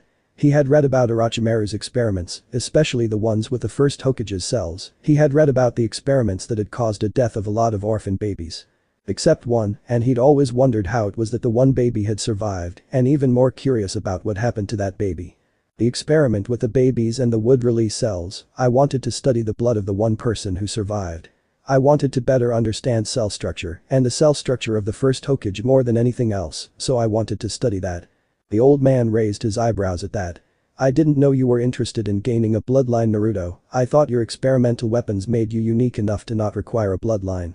Yes, but those experiments were the basis of another kind of seal. I'm sure you're aware of what I'm talking about, and I want to get rid of that seal, Naruto told him. The cursed seal of fate, the old man said to him. It's named appropriately, at least, the old man told him, and Naruto laughed. The old man sighed again. I'll consider your request, Naruto, but for now, leave. You deserve your rest, and I surely deserve mine, he said, waving his hands to indicate Naruto's dismissal. Leave through the door. Naruto groaned before taking the long way out through the Hokage's front door. He winked when he saw the secretary shooting him dirty looks. It was around 6 in the morning when Naruto made his way into Anko's house, and she was right there in bed, wearing her night clothes. She looked ravishing to him, maybe it was her irresistible figure or that smile, but something about her was incredibly sexual. Dressing as skimpily as that probably didn't help either. Like I said, 6 in the morning, Naruto told her, before moving to kiss her on the lips, however she moved away. What the hell? Naruto asked her. The last thing I want is for you to do this to me right now, he told her. I'm not some puppet you can fuck whenever you want, you don't get to decide a time and a place and just fuck me. I'm not a whore, Anko told him, obviously sounding angry, and Naruto wondered if it was because of his rushed goodbye. I don't think you're a whore. I think you're a pretty good person and I respect you. Where is all this coming from? Naruto asked her. Who are you? You get to run secret ops and have a direct contact with the Hokage, why is that? She asked him. Naruto figured that her concerns were valid. Their sexual encounters began when he came looking for the cursed seal. And what do you plan to do with the design of the seal? So now we get to the question, Naruto told her. It's pretty simple, and I think I already told you that I wanted to study the seal, he told her. I don't want to hear that, she said to him before pinning him against the wall. A lot of people have wanted to study the seal. Have you also slept with all of them? Naruto asked her. Anko slapped him, and it was not a light-hearted slap, it was like a pound on the face, and Naruto could feel it. Maybe I deserved it, he told her, his face was going to be red because of the slap. Why do you want to study the seal? She asked him. Naruto wondered why he wanted to study the seal, was he just fascinated by it, or was there more to it? If he was going to be honest with himself, he didn't know it himself, and that's what he told Anko. What do you mean you don't know? She asked him, incredulous at his answer. I like to research, of course you don't know this about me. The people who know me long enough and well enough do, and if I can help it, I want to eliminate the negatives that come from the seal and keep all the positives. So you're one of those people, huh? She asked him. Are you going to promise that you're going to remove the seal, because people have done that before and they've used me before, so this is not new to me. Naruto grit his teeth, sure he was not interested in a relationship with her and he could get sex from anywhere he wanted and if that wasn't working, he could afford it too. I'm using you too, Naruto told her. I like your body and I like fucking you and your body also has the cursed seal and I like research, so if you think that is using you, then yes I am using you, but I'm being honest about it. I told you that 2 days ago and I'm going to repeat that again. I want to look into the seal, it fascinates me and if I learn the seal, I can learn the cure and if I can learn the cure I can give it to you. I don't promise anything, I'm being real here, he told her. Honesty was the best policy sometimes and he was going to be honest with her. He was still pinned to the wall by her, she had deceptive amounts of strength. She didn't look very bulky, but she sure was strong. What makes you think you're going to succeed where seal masters like Jiraiya have failed? She asked him. Let me ask you something and be honest with me and don't slap me, he told her. She nodded. Did you sleep with Jiraiya? She shook her head to indicate that she indeed hadn't slept with Jiraiya. See, he's a pervert and he couldn't get into your pants, but I don't even have to try, he told her. But the real answer is that I'm better than him, look me in the eyes, he told her as she began averting her eyes. He stared into her green eyes before repeating himself. I am better than him and I can succeed where he failed, but I won't succeed if I won't start trying, he told her. Anko finally released him and Naruto knew that she had believed him now. She quickly took her night clothes off and stood in front of him, naked. Naruto began grinning when he saw her. Of all the women he had slept with, and they weren't very many, she had the best body. She turned around and leaned a little bit, making sure that the cursed seal was clearly visible. Naruto reached out with his hand and began tracing his fingers on the seal, and he heard Anko gasp. What are you going to do now? She asked him. How are you going to study the seal? I need to get a taste of what the seal can do, Naruto said before biting her where the seal was, and Anko moaned this time. Then he continued, I'm going to get a taste of how your body reacts to the seal, he told her, before turning her and pushing her on the bed and going down on her. Pretty sure you won't find the cursed seal down, the Anko sentence was cut short as she began feeling intense pleasure and began moaning. Where the hell did you learn that? She asked him. It took her a long time to say that sentence because her words were punctuated with moans. I told you, I'm the best, you would do well to stop asking questions and start believing me, he told her. And you do well to continue getting a taste of my body's reaction, she told him. Naruto smiled before diving right back down. So how does someone like you get to work secret operations? Was there no one suitable enough that he had to rely on an upstart who has barely begun his career? She asked him. Wait, don't answer that, she told him. Her body stiffened and Naruto obeyed her instructions. He didn't say anything while Anko began shaking. That's just one, I'm going to give you 3 more of these and in return you're going to help me study the seal, he told her. This is so fucked up, she told him before running her hands through his hair. She then grabbed his hair and pulled Naruto's face towards hers before reaching in for a kiss. Do you like your taste? Naruto asked her when they were done kissing and Anko just smiled at him. She wasn't going to be vulgar enough to actually tell him just how much she enjoyed that, but the time for not being vulgar was probably long gone by now. Stop talking, she told him before throwing him on bed and climbing on him. She closed her eyes in pleasure as she felt some penetration. And so what was that about today? The Hokage just told us that it was all part of some operation, but didn't say much more than that, she told him as she began moving up and down. As much as she was going to admit this, it was giving her a lot of pleasure. Nothing you won't find out when you go to the torture and interrogation department today, he pulled her towards him and locked his lips with hers again. Okay, be mysterious, she told him as she shivered again. Wow, you've been getting a lot of those, he told her. Is it me? Naruto asked her, but Anko was too immersed in pleasure to answer him, she didn't really care. Whenever you're free, come over, try wearing as few clothes as possible because I need access to your body, for your blood and for other things, Naruto told her. I'll come naked if you want me to, she told him. Naruto knew she wasn't serious about that, but it felt good to hear those words come out of her mouth. What other things do you have in mind? She asked him. Wouldn't you like to know? He told her before flipping her around and getting back on top as Anko began giggling. What's that smell? A voice asked him. He and Anko had been at it for at least 2 hours before he finally got done and realized that the team placements were 1 day early this time and he needed to be at the academy. He got there and it was obvious that he hadn't slept. Shikamaru had already asked him if he was alright. Naruto liked Shikamaru. He was pretty smart, not as smart as Naruto, but smarter than a lot of other people. He'd make a good second in command if he ever became a leader of anything, because only Shikamaru was capable of thinking ahead when it came to the present generation. He didn't plan for as far as Naruto did, but he did plan ahead, and Naruto liked him for that. It was also obvious that Shikamaru didn't hold a grudge on him, because while he avoided Naruto, he also avoided almost everyone else, except Joji, and so he was in Naruto's good books because of that. There were other people in the class, but Naruto hadn't been there long enough to form an opinion of everyone else. He knew Kiba was a player who had probably slept with half the class. Hinata was a shy purity goddess who would be scandalized at even thinking of doing something that she thought was naughty. Shino was weird, but he was alright. He didn't ever bother Naruto, and Naruto never bothered him. Ino just seemed like one of those girls who were very enticing. Her outfit left very little to imagination, but she was like an elusive treasure found at the end of a tiresome dungeon, and she was annoying. Her heart apparently already belonged to Sasuke. Naruto wondered if her virginity belonged to him too, or if she'd lost it to someone else. Taoji was alright, of all the people in the class, he was the friendliest, and that was alright with Naruto. Sakura was also a pretty good person once you got past that fangirl thing. She didn't seem to hold a grudge against him like the other people in the village, and even some kids, especially those who had civilian merchants for fathers, it wasn't surprising that they hated him. Sasuke was the real piece of work though. It was obvious to him that right from the moment he'd laid eyes on Naruto, he hated Naruto. There were never any good vibes between them. Maybe he was angry that Naruto got to skip classes without any punishment, while Sasuke did not get that opportunity. It was probably jealousy. However, the person asking him the question was Sakura, and when Naruto looked at her, he had to hold his breath. She had changed her outfit, the colors were still the same, but this outfit was more revealing. It showed off her now developed, and Naruto couldn't help but feel like whistling when he saw her. Nice outfit, he told her, and Sakura smiled. So did you put my voice to good use? She asked him. Oh yeah, I listen to it every night before I go to sleep, he said smiling, and Sakura playfully smacked him on the shoulder. She took a seat beside him, and Naruto liked that their bodies were touching each other. Aren't you supposed to sit next to Sasuke? He asked her. Maybe, but I've given up on him.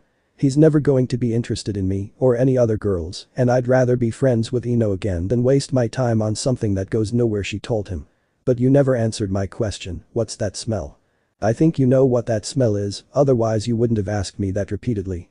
Okay, she said smiling. Who is that smell? She asked him. Wouldn't you like to know? Naruto told her, realizing that it was the second time he had said the same sentence today.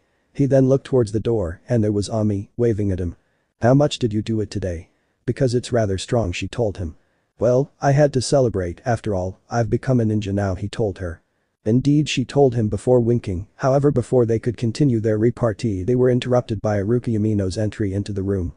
Naruto looked at Iruka, and it was clear that he was frazzled, and it was not because the meeting had been advanced by a day. Mizuki and Iruka seemed like good friends, and it was obvious from the look on Iruka's face that he had not taken Mizuki's betrayal in a positive way. Naruto felt sorry for Iruka, but at the same time derived a sick satisfaction at being the reason for Iruka's discomfort. That was always going to be a good thing. Alright, so you people made it, Iruka told them all before looking directly at Naruto. I'm sure that if you continue on in your career with something you have to prove, you'll go far, he continued. But for today, you've made it, and you deserve all the plaudits that come your way, and you best start by applauding yourselves and your future comrades, Iruka told them, and the room broke into applause. Naruto looked around the room as he applauded himself this time, not for passing the exams, but he had done several things, some of them he'd done just 2 hours ago that he felt that he was really proud of. Sakura had a smile on her face as she applauded everyone. Sasuke looked like he'd be in any other place that was not here. Now I'm going to tell you who your partners are. These people are going to become your teammates, and you need to make sure that going on forward, you have excellent relationships with them, because like it or not, they're going to become your family, and you need to accept that. While Iruka was continuing on with his speech, Naruto leaned into Sakura. I don't think I want to be on a team with you, he whispered into her ears. Why is that? She asked him in surprise. She seemed slightly hurt by his statement. Because it'd be too distracting to have you around, he told her, and Sakura smiled before blushing. Be careful, Naruto Uzumaki, if you begin flirting with me, you might find out that I'm more than what you can handle, she told him, a naughty look in her eyes. Alright, so enough sappy speeches, Iruka told them. Now usually we do this in another order, but things have come up today, which means that we need to change the entire system, he continued. You'll meet your teachers next week and report for your first assignment the day after you meet them, so we'll see you then, but before you leave, it's time to listen to the team placements. Naruto was too busy to hear the first few teams, he was wondering just who he was going to get, and he was half hoping that he'd get Sakura as his team member and Anko as his teacher, because that would be awesome. Team 7 is going to be Naruto Uzumaki Iruka began, and Naruto perked up. Sakura Haruno and Shikamaru Nara Iruka finished, and Naruto turned toward Sakura before smiling at her, she smiled right back at her. Get ready to handle me, she told him, and Naruto nodded. Team 8 is going to be Ino Yamanaka, Kiba Inuzuka and Sasuke Chiha Iruka continued. Naruto turned around to look at Ino, who had her hands in the air, and her top went up with her hands, it almost revealed her. Kiba was grinning, but Sasuke had a neutral expression on his face, he could be thinking about Klondike bars or tomatoes, Naruto had no idea, and he wasn't in a rush to find out either. Team 9 is out of commission this year, which means the final team, which is Team 10 is Hinata Hyuga, Choji Akimichi and Shino Aburam. He finished. There were no significant reactions, although Naruto felt slightly sorry about Choji, he was going to be away from Shikamaru, and that was going to suck for him. We still don't have your instructors locked down because of some unfortunate circumstances, Iruka continued, but show up here on Monday, spend some time with your comrades first, and make sure that you function well, don't spend time reading up, because from here on out, the time for books is past, he told them. Dismissed, he said. Naruto, I want you to wait, I have something I have to say to you. Sakura shot him a look of concern, but Naruto waved her off and she left the room. I know you were responsible for apprehending Mizuki, he told Naruto, and Naruto nodded, he didn't feel like saying anything else. The whole academy is going to be investigated for corruption, and I want to thank you for that, he told Naruto, and Naruto wasn't surprised, Iruka was an idiot, but he wasn't corrupt or even a liar, he was brave enough to be honest with Naruto, and maybe Naruto had been too harsh on him, but that still didn't mean that he wasn't going to do what he had told Iruka. He sure was going to be spiteful for the sake of being spiteful. I want you to know, Iruka began, but Naruto already knew what he was going to say. I know what you're going to say, you're going to tell me that you never sabotaged me, and you always treated me fairly, and I agree with you, you did treat me fairly when it came to classwork, and the investigation in the academy will prove you right, you don't have to tell me those things, I was angry at you because I was angry at the world. And because the way you dismissed me is the same way the world dismissed me, but I'm going to prove you wrong, and I'm going to prove those fuckers wrong too, and there's nothing you can do about it, he told Iruka defiantly. Good, that's all I wanted to tell you, Iruka told Naruto. You can leave now, Naruto nodded before getting up and leaving the room, as he was leaving the room, he heard Iruka's parting words. Good luck with your career, Naruto, and for your sake I hope you do achieve what you want to achieve, Iruka told him. Naruto nodded without looking at him before walking away. Naruto looked at the academy building one last time and then turned around, odds were that he was never going to go back inside this building again, and this was really it. He had never been here long enough to form a connection to this place, but today he felt like he had grown up. The old man had spoken to him for perhaps the first time like he was an adult, and he had a lot of things he was going to research, and his life was going great. He was going to show Iruka and the rest of the world just how good he was. When he was out of the compound, he saw Sakura and Shikamaru waiting for him. What are you guys doing here? He asked them, surprised that they had waited up for him at all. This is troublesome, Shikamaru said, which immediately caused Sakura's eyebrows to twitch. Shikamaru, haven't I asked you not to say that word? She told him. Oh come on, Shikamaru said exasperatedly. Anyway, we must get to know each other better, and I want to watch clouds together, while Sakura here wants to go eat, what do you think we should do? Naruto stared at both of them before he threw his arm around Sakura, she seemed to enjoy the closeness because she did not resist or throw his hand off in any way. How about we go and get some coffee, maybe eat some cake and then go and watch clouds, my treat. He told them. Sound good? He asked them. Yes, Sakura said to him, as they began walking, with Naruto's arm still draped around Sakura, Shikamaru stared at both of them with an odd look on his face. Oh god, you're going to end up fucking each other, aren't you? He asked them. Sakura seemed scandalized, but Naruto just grinned at Shikamaru, he knew that not saying anything was going to be enough to convey his message this time around. This is going to be weird if it's only my arm around her shoulders, Naruto told Shikamaru, before pulling him closer and draping his other arm over Shikamaru's shoulders, which annoyed Shikamaru to no end. You know what guys, I think this is the start of a beautiful something, he told them as they walked away. Sakura laughed while Shikamaru grumbled about not being able to watch a lot of clouds because Naruto and Sakura seemed like a lot of trouble.